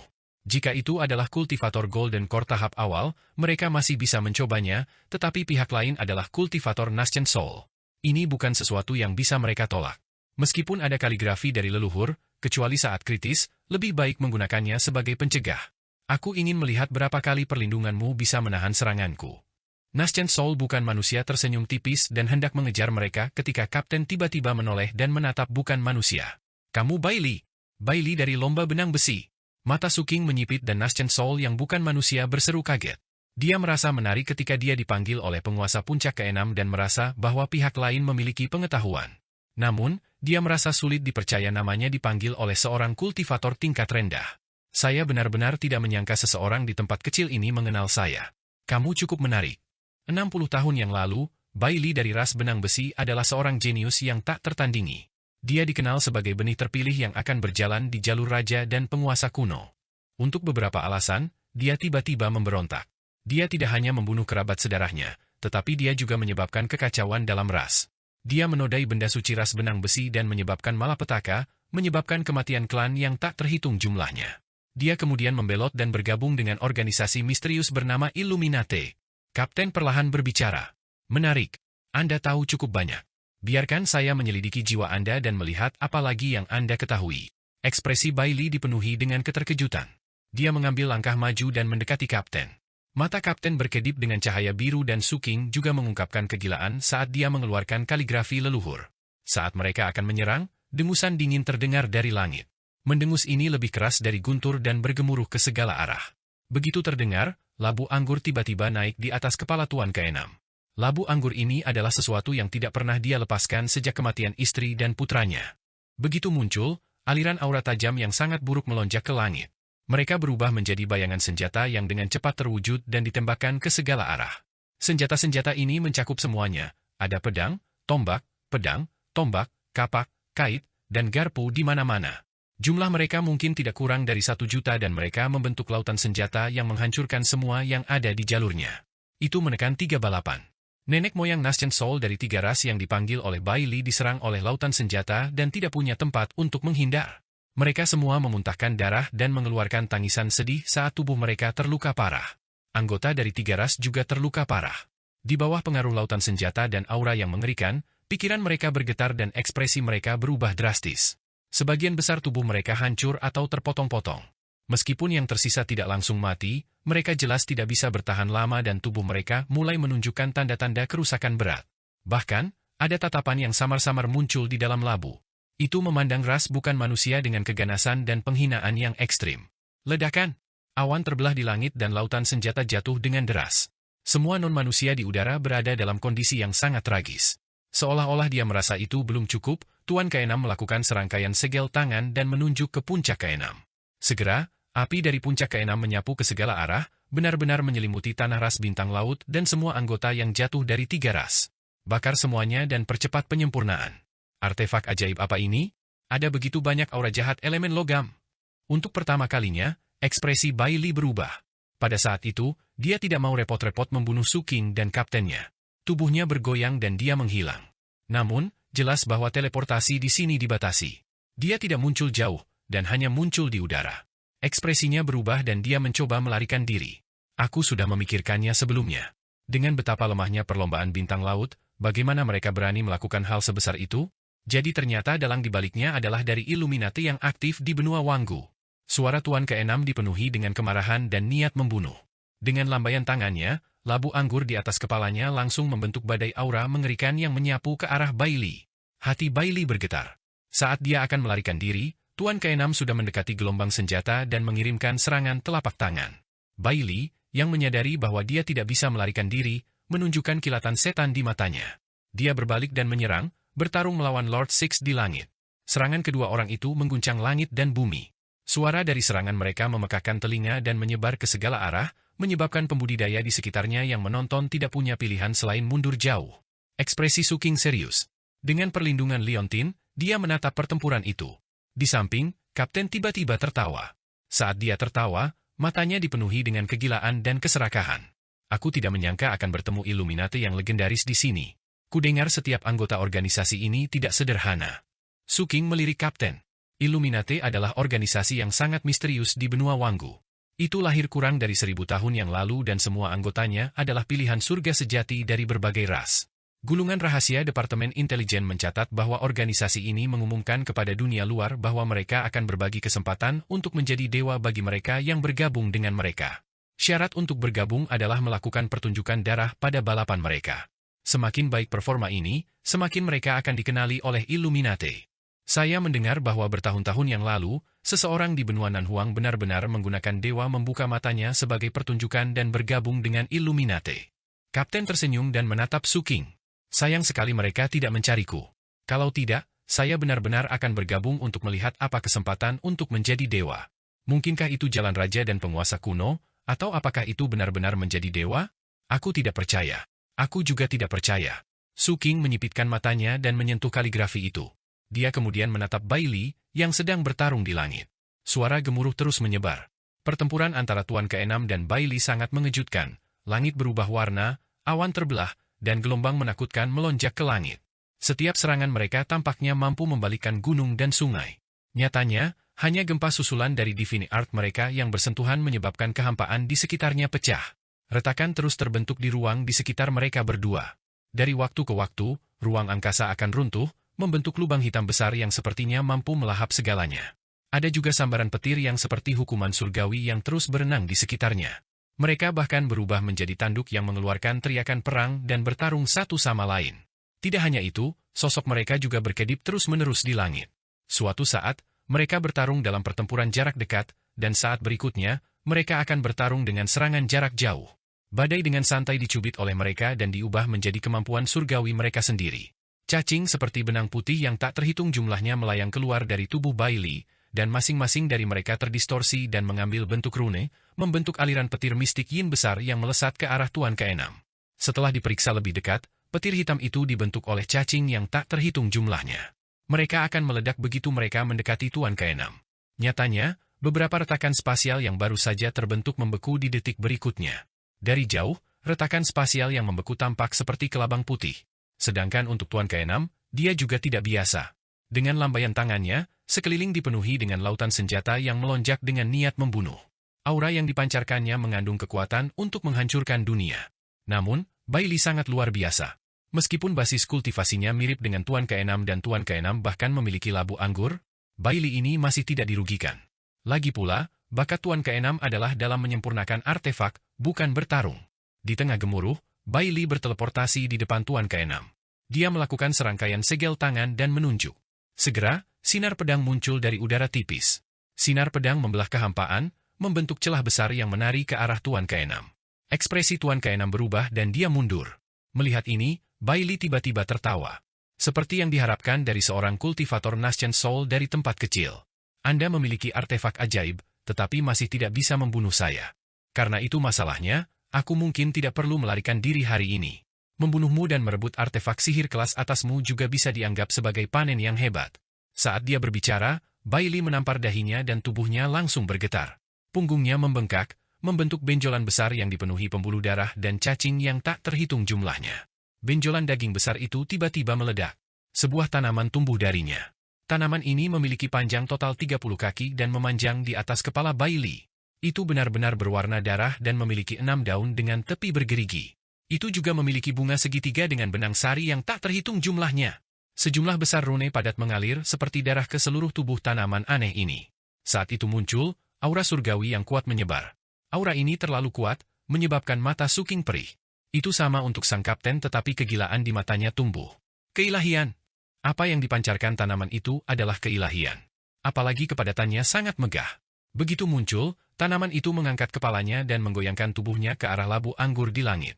Angin kencang menyapu, meniup benang sari yang bergoyang dari bunga berbentuk segitiga, memperlihatkan wajah hantu yang jahat. Mata wajah hantu ini merah dan terlihat sangat menyeramkan. Pada saat itu menyeringai. Mari kita lihat apakah artefak sihir kelas atasmu lebih kuat atau Illuminati Divine Seed milikku. Bailey tertawa keras dan melambaikan tangan kanannya. Segera, pil obat terbang keluar dari lengan bajunya dan langsung menuju ke wajah bunga. Pil obat ini adalah produk setengah jadi. Terlebih lagi, ramuan mereka bukanlah ramuan obat apapun selain daging dan darah. Orang bisa melihat bayang-bayang jiwa yang mati di setiap pil. Setiap jiwa yang mati terlihat sangat muda. Jelas, mereka semua adalah pilihan surga yang telah menghilang selama bertahun-tahun ini. Mereka disiksa dan dimurnikan oleh Bailey.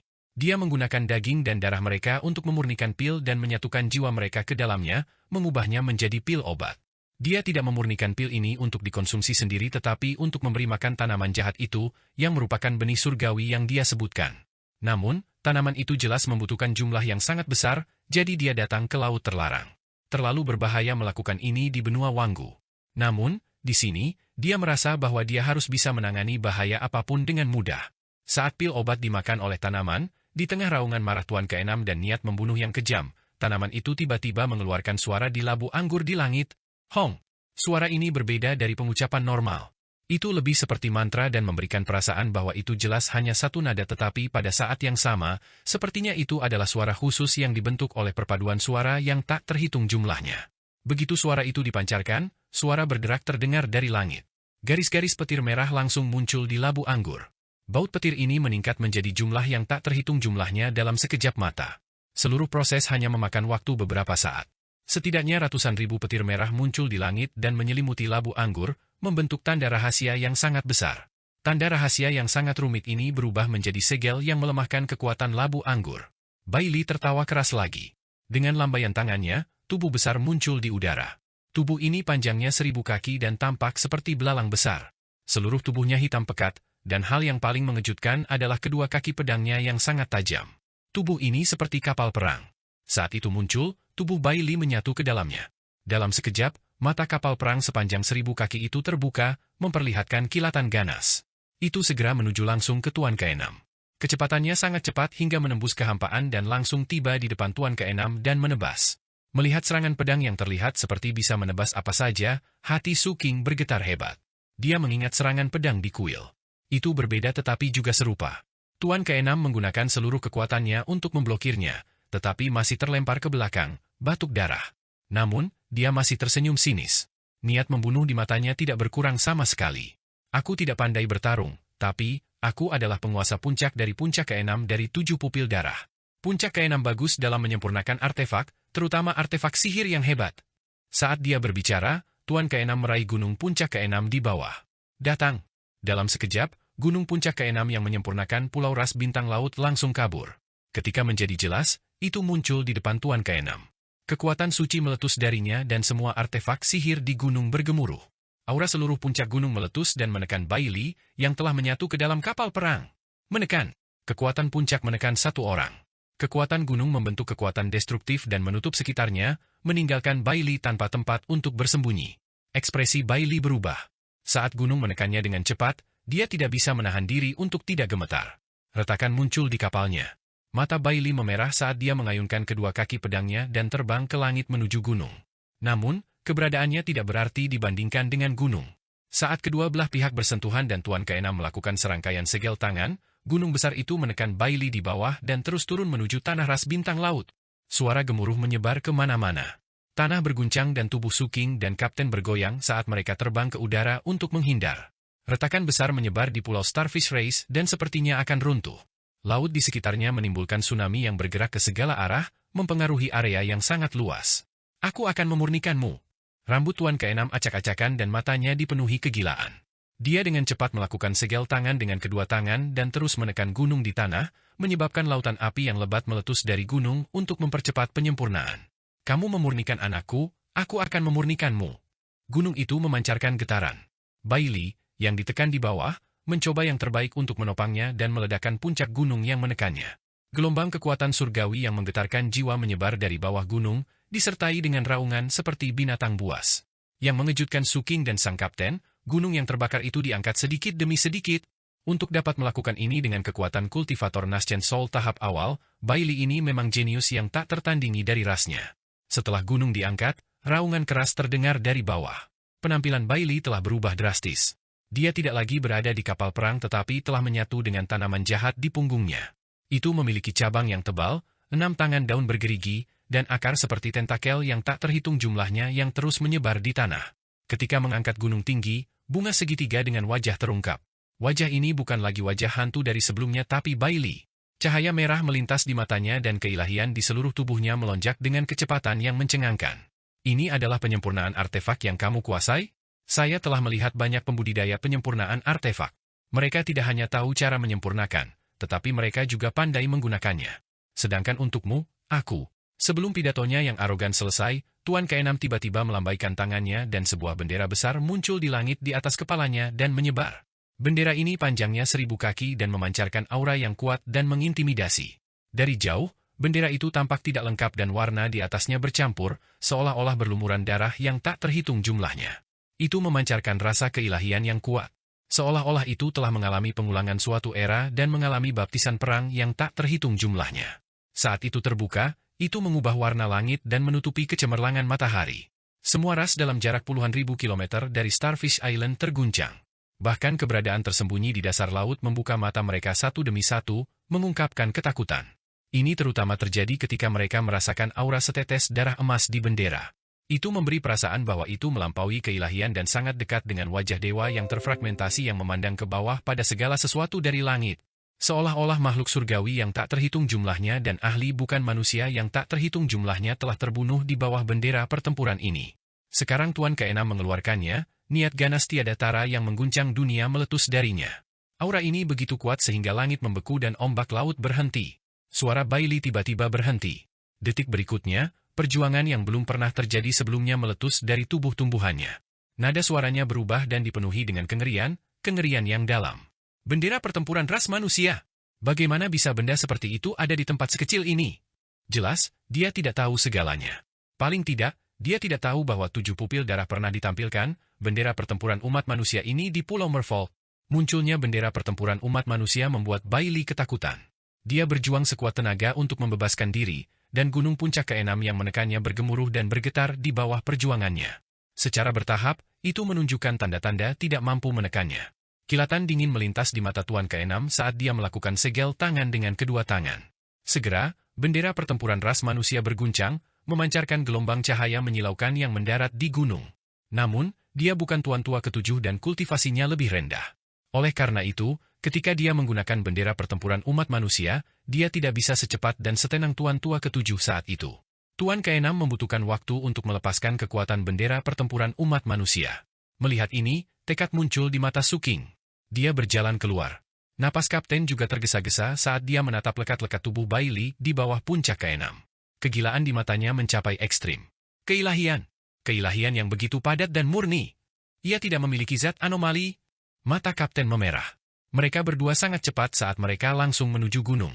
Daerah ini dipenuhi dengan raungan Bailey dan fluktuasi kekuatan surgawi.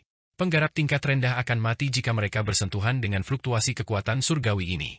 Namun, Suking memiliki perlindungan dari liontin itu. Penghalang cahaya di luar tubuhnya sangat terdistorsi dan dia hampir tidak bisa bertahan. Adapun kapten, itu sama sulitnya. Setiap kali dia melangkah maju, dia akan memuntahkan seteguk darah.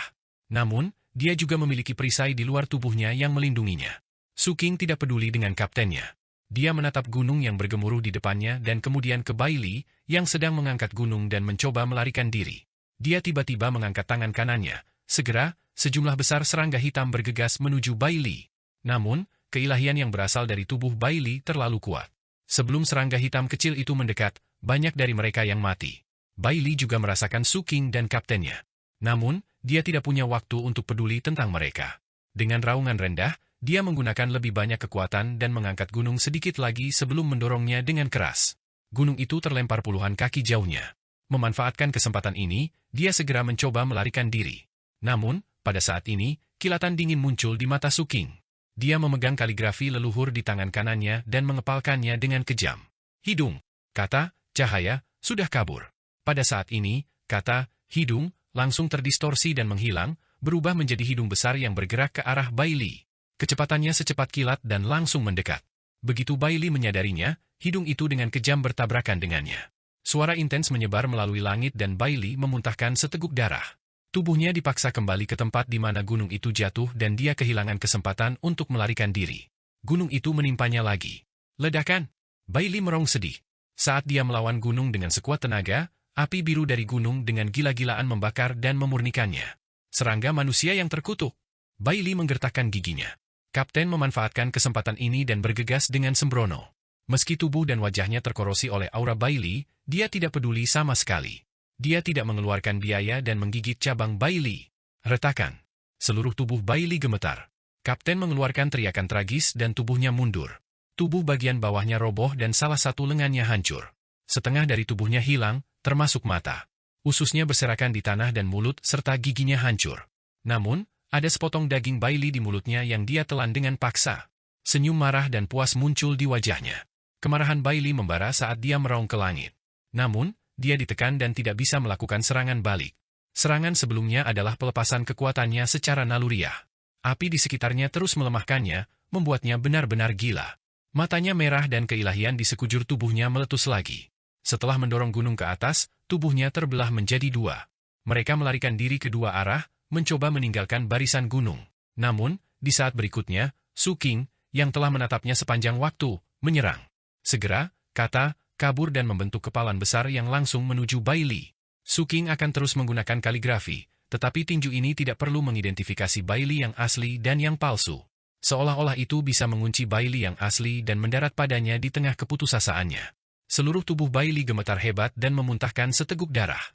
Saat tubuhnya terdorong ke belakang, gunung yang dia dorong kembali terbanting ke bawah karena kelembaman. Ledakan! Bailey gemetar. Kali ini, dia tidak tahan lagi dan langsung berlutut. Api biru tak berujung tiba dengan gila-gilaan dan terus merusaknya. Pada saat ini, sang kapten benar-benar bergegas lagi sambil menggunakan satu tangan untuk bergerak. Kecepatannya bahkan lebih cepat dari sebelumnya. Saat dia mendekati Bailey dan hendak menggigitnya, Bailey tiba-tiba menoleh dan mengeluarkan raungan menyeramkan. Kapten mengeluarkan jeritan yang mengental darah. Tubuhnya roboh dan tangannya hilang.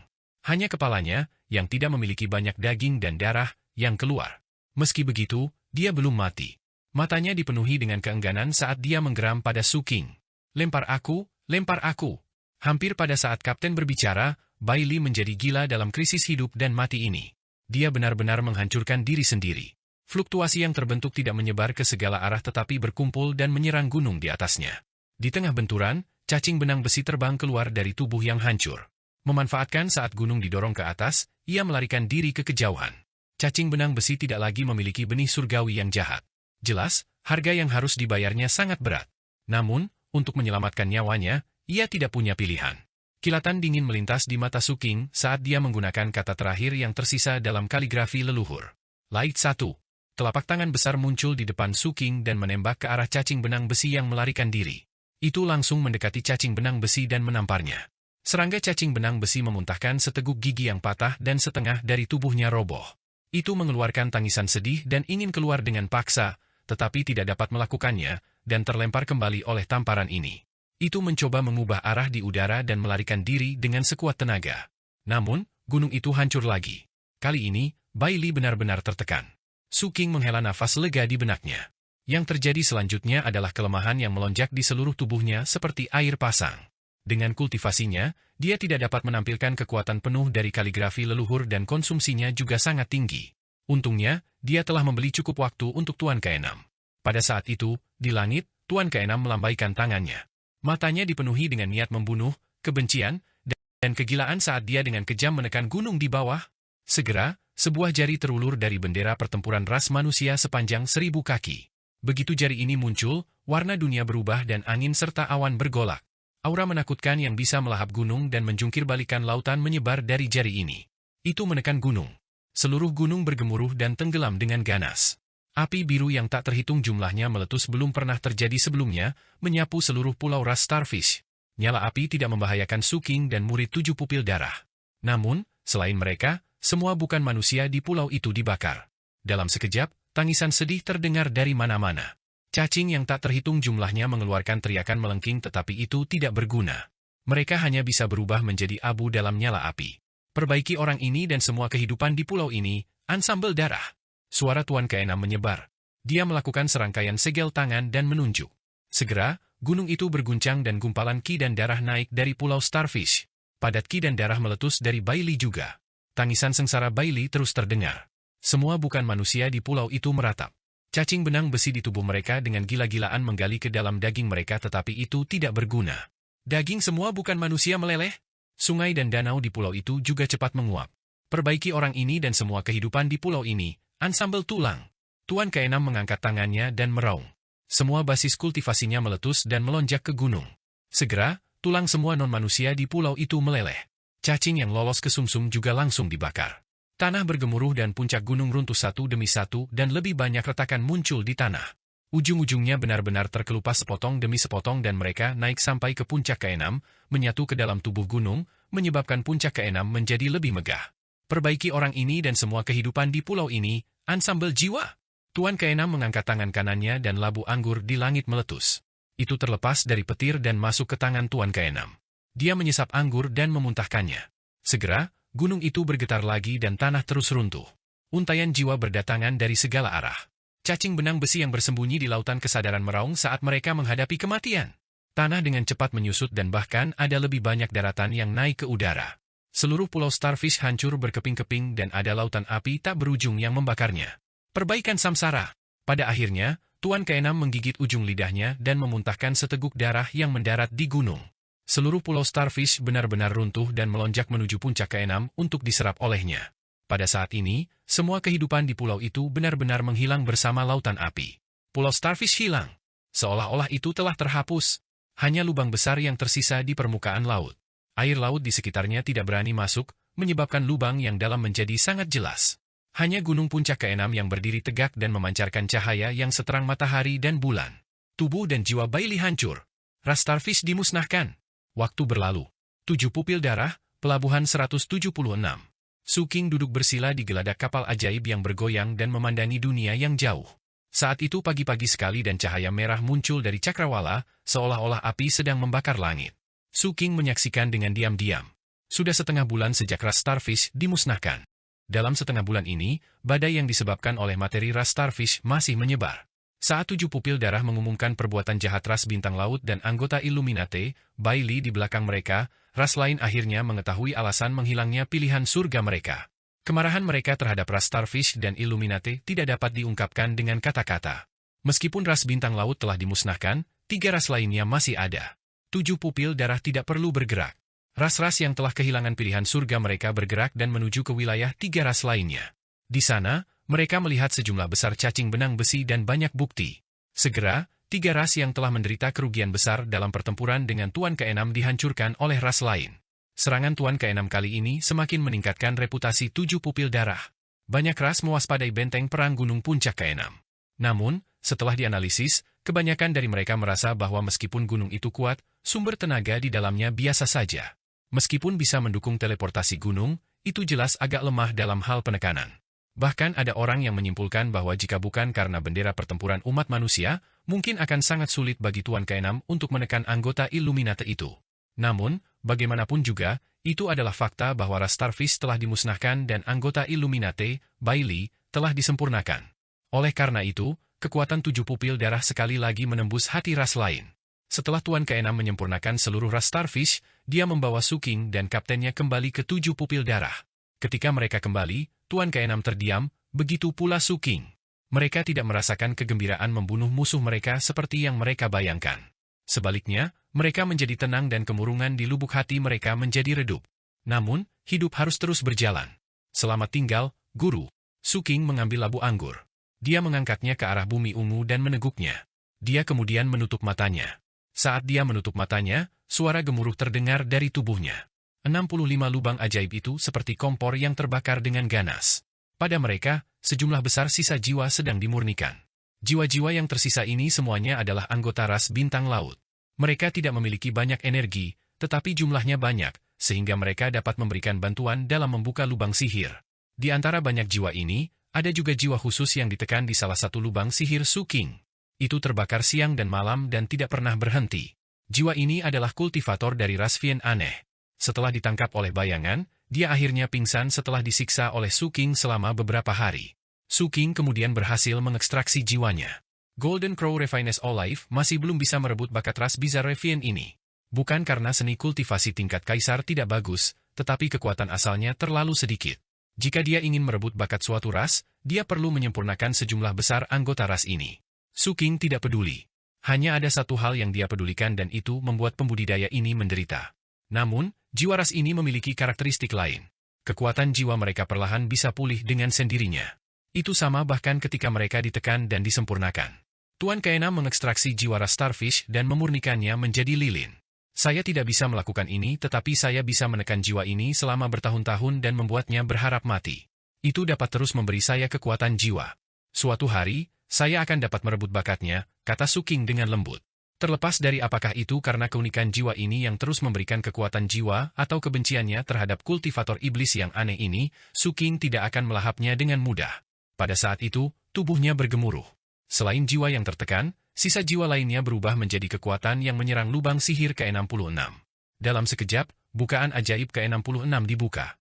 Itu belum berakhir. Pada saat berikutnya, bukaan ajaib ke-67 dibuka. Kekuatan yang tersisa terus berkumpul di lokasi lubang sihir ke-68. Setelah bertabrakan dengannya untuk waktu yang lama, akhirnya terbuka. Seluruh tubuh Su King bergetar dan aura serta kekuatan sihirnya jelas meningkat pesat. Dia sudah lama merasakan bahwa kesulitan membuka lubang sihir setelah api kehidupan kedua jauh lebih besar dari sebelumnya. Selain itu, jiwa ras bintang laut tidak lengkap, jadi mereka hanya bisa memberinya kekuatan untuk membuka 3 lubang sihir. Su King membuka matanya dan mengeluarkan kotak batu giok. Di kotak batu giok ini ada pil hitam. Bayangan jiwa yang menyeramkan muncul di pil dan meraung tanpa suara, seolah ingin keluar dari pengekangan pil dan melarikan diri. Namun, itu jelas tidak bisa dilakukan. Ini adalah pil jiwa tingkat tinggi yang sangat berharga. Bagi para kultivator yang mengolah seni paakah jiwa api Fiendist, jiwa adalah bahan bakar untuk membuka lubang sihir mereka. Oleh karena itu, mereka perlu banyak membunuh dan mengekstraksi jiwa untuk terus meningkatkan kultivasi mereka. Namun, kecuali ada perang, tidak mudah membunuh banyak orang. Karenanya, ada pil jiwa. Satu pil semacam itu dapat memungkinkan seorang kultivator mendapatkan kekuatan jiwa dalam jumlah besar.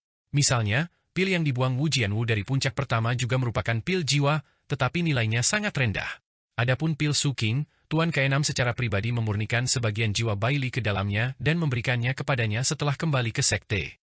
Dia hanya mengekstraksi sebagian kecil. Tuan Ke-6 sangat mudah. Dia membutuhkan banyak jiwa untuk mengisi kembali kekuatan artefak sihir, jadi dia hanya bisa memberi Su King 1 pil. Namun, dia memberitahu Su King bahwa dia berutang budi padanya. Su King tidak peduli tentang ini. Alasan utama balas dendamnya kali ini berjalan lancar adalah karena Tuan Ke-6. Oleh karena itu, bahkan jika dia tidak diberi pil jiwa, Su King akan merasa itu masuk akal. Liontin yang diberikan oleh Tuan Ke-6 telah menghabiskan banyak energi dalam pertempuran dengan Baili, tapi masih bisa digunakan. Nilainya sudah melampaui pil jiwa. Su King menarik kembali pikirannya dan mengambil pil jiwa. Dia melemparkannya ke mulutnya tanpa ragu-ragu dan mengunyahnya sedikit demi sedikit. Jiwa yang tersisa di dalam mengeluarkan tangisan sedih tetapi pada akhirnya, itu tidak bisa lepas dari hasil dilahap. Di bawah pembakaran api jahat di tubuh Su King, itu berubah menjadi kekuatan tumbukan yang mengalir menuju lubang sihir ke-69. Tubuh Su King sedikit gemetar. Bukaan ajaib ke-69 dibuka, diikuti oleh bukaan ke-70, ke-71. Kekuatan pil jiwa sepertinya tidak berkurang sedikit pun. Segera, aperture ajaib ke-72 dibuka. Berikutnya adalah yang ke-73, ke-74, dan ke-75. Ini bukan akhir. Lubang ajaib ke-76, ke-77, dan ke-78 juga dibuka segera setelah itu. Kekuatan pil jiwa yang disempurnakan dari sisa jiwa Baili sangat mencengangkan. Akhirnya, saat Su King membuka matanya di mana cahaya ungu berkedip, bukaan ajaib ke-79 dibuka. Aura menakutkan beredar di sekujur tubuhnya dan kekuatan sihir yang mencengangkan menyebar saat basis kultivasinya meningkat. Air laut di sekitarnya menimbulkan gelombang. Itu benar-benar membuka 11 lubang ajaib. Pil jiwa ini mungkin tidak hanya berisi sisa jiwa Baili. Su King sedikit terkejut. Dia samar-samar bisa menebak bahwa sisa jiwa yang disebutkan Lord Ke-6 termasuk sisa jiwa dari nenek moyang 4 ras lainnya dan sejumlah besar pembudidaya dari 4 ras. Meskipun sebagian besar dari 4 balapan telah dilahap, bagaimanapun juga jumlah dasarnya sangat besar. Bahkan jika hanya sebagian kecil dari sisa jiwa yang dikumpulkan bersama, kekuatan mereka secara alami akan menakutkan. Masih ada 11 lubang ajaib yang tersisa sebelum aku bisa membentuk bola api kehidupan ketiga. Su King berkata dengan lembut. Setelah itu, dia memeriksa tas penyimpanannya.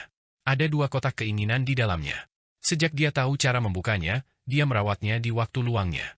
Sekarang, dia tidak jauh dari selesai. Su King mengalihkan pandangannya dan melihat ke arah benua Nan Huang di belakangnya. Sekarang setelah semuanya ditangani, dia sedikit merindukan Kapten Lei. Selama setengah bulan ini, perang antara 7 pupil darah dan ras mayat laut juga berubah. Pertama, Yang Mulia Ketiga melakukan hal yang mengejutkan. Su King belum pernah melihat Yang Mulia Ketiga dalam perang. Hanya ketika masalah ini menyebar, dia tahu bahwa Yang Mulia Ketiga telah menerima misi untuk memicu pemberontakan ketika perang baru saja dimulai. Su King tidak tahu bagaimana Yang Mulia melakukannya.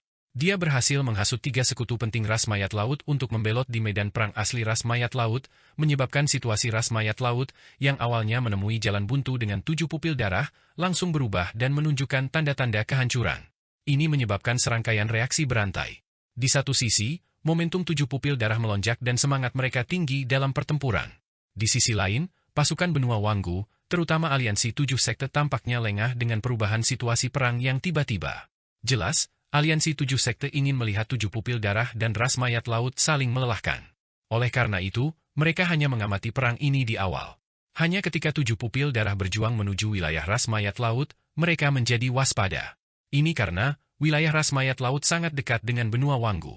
Tepatnya, ada jalur yang pergi dari benua Wanggu ke pulau utama ras mayat laut, subpulau, Kepulauan Ras Merfolk, dan 7 pupil darah. Sebelum Yang Mulia Ketiga menghasut pemberontakan, aliansi 7 sekte memperhatikan pertempuran itu. Mereka berharap perang ini akan berlanjut dan fondasi 7 pupil darah akan habis. Namun, kesuksesan Yang Mulia Ketiga mengubah sikap mereka. Aliansi 7 sekte mulai ikut campur dalam perang. Beberapa rumor tentang perang muncul di 7 pupil darah. Beberapa orang menduga bahwa perang ini akan segera berakhir. Campur tangan aliansi 7 sekte akan membuat 7 pupil darah sangat sulit untuk terus menyerang. Su King tidak memperhatikan kejadian-kejadian selanjutnya ini. Dia ingin melakukan perjalanan kembali ke perkemahan pemulung dan zona terlarang untuk menyapu makam Kapten Lei. Pada saat yang sama, dia ingin melihat apakah dia bisa menemukan jejak Cross dan Luan Tot. 2 tahun telah berlalu. Dia bertanya-tanya bagaimana keadaan mereka berdua sekarang. Su King menatap ke kejauhan dan berdiri. Dia menyimpan kapal ajaib dan berjalan menuju susunan teleportasi. Di tengah perjalanan, dia melihat sang nahkoda sedang tawar-menawar dengan seorang pemilik warung buah. Ekspresinya tampak sedih saat dia membayar beberapa koin roh untuk membeli sekantong apel. Setelah melihat Su King, Kapten melempar sebuah apel dan juga mengeluarkan sebuah apel untuk dirinya sendiri. Dia memandang Su King dan tersenyum. "Kamu akan keluar? Ajak aku ikut, ajak aku ikut." Su King mengambil apel itu. Dia tidak percaya bahwa dia bertemu Kapten secara kebetulan. Dengan demikian, matanya mengungkapkan keraguan. Kapten terbatuk dan menghela nafas saat dia memakan apel itu. "Saya tidak punya pilihan. Orang tua itu memintaku untuk mengikutimu dan melindungimu sebelum dia kembali." Saya rasa orang tua itu sedikit cemas. Jika dia ingin menerima seorang murid, maka lakukanlah. Mengapa dia perlu membuat tes ini? Sekarang, dia cemas, tapi tidak bisa kembali karena perang. Kapten mengangkat bahu dan menjual tuan tua ketujuh tanpa ragu-ragu. Ekspresi aneh muncul di wajah Su King. Setelah beberapa pemikiran, dia tidak menolak. Lagi pula, daftar buronan ras mayat laut masih ada. Selain itu, Chen Feiyuan telah memberitahunya tentang kejahatan bumi ungu. Jika Kapten ada di sisinya dalam perjalanan ini, akan lebih aman. Namun, seiring dengan itu, perjalanan mungkin menuju ke arah yang gila juga. Aku sedang melakukan perjalanan pulang. Su King menatap Kapten. "Pulang? Maka saya dapat dianggap sebagai tamu." "Haha, ayo pergi, ayo pergi. Saya sudah lelah tinggal di sekte baru-baru ini. Ayo kita keluar dan bersantai." Saat Kapten berbicara, dia bahkan lebih antusias daripada Su King dan dengan cepat berjalan menuju susunan teleportasi. "Apakah kamu melakukan sesuatu? Apakah Anda akan keluar untuk bersembunyi?" Su King terkejut. "Bagaimana mungkin?" Kapten segera menggelengkan kepalanya. Setelah terbang ke susunan teleportasi, dia menanyakan lokasi Su King dan segera menyesuaikan susunan teleportasi. Di tengah kebingungan Su King, keduanya menghilang dalam susunan teleportasi. Tidak lama setelah mereka pergi, raungan marah terdengar dari puncak ke-6. "Chen Erniu, kamu kecil, kamu makan semuanya." Mengikuti teriakan itu, perasaan surgawi muncul dari puncak ke-6 dan menyapu seluruh kota utama, mencari sosok Kapten. Jelas, itu tidak membuahkan hasil. Di belakang aula di puncak ke-6, di hutan pegunungan, Tuan ke-6 memandangi lubang tertutup di depannya dengan ekspresi jelek. Hanya urutan, dan 2 atau 3 teratas di antara mereka pada saat itu, yang dapat melakukan hal seperti itu di puncak ke-6. Lubang ini sangat dalam dan berkelok-kelok ke bagian dalam gunung puncak ke-6. Disitulah sumber kekuatan inti dari gunung benteng perang puncak ke-6 berada. Sumber kekuatan inti dari puncak ke-6 adalah rahasia. Itu diselimuti kabut dan sangat sulit untuk melihat apa itu. Namun, di mata Tuan ke-6, semuanya terlihat jelas. Dia melihat bekas gigitan yang dalam di ujung sumber tenaga inti, dan jelas ada bagian kecil yang hilang. Apakah ini Chen Erniu seekor anjing di kehidupan sebelumnya? Dia menggigit semuanya. Tuan ke-6 menarik napas dalam-dalam. Dia sedikit marah, jadi dia melihat sumber listrik yang diselimuti kabut. Anak itu seharusnya melihatnya dan mungkin menebaknya. Namun, dia seharusnya tahu batasannya dan tahu apa yang harus dikatakan dan apa yang tidak boleh dikatakan. Bagaimanapun, saya menahannya dan tidak menggunakan kekuatan inti bahkan saat melawan Bailey. Jika dia menyebarkan berita, leluhur akan mengulitinya hidup-hidup.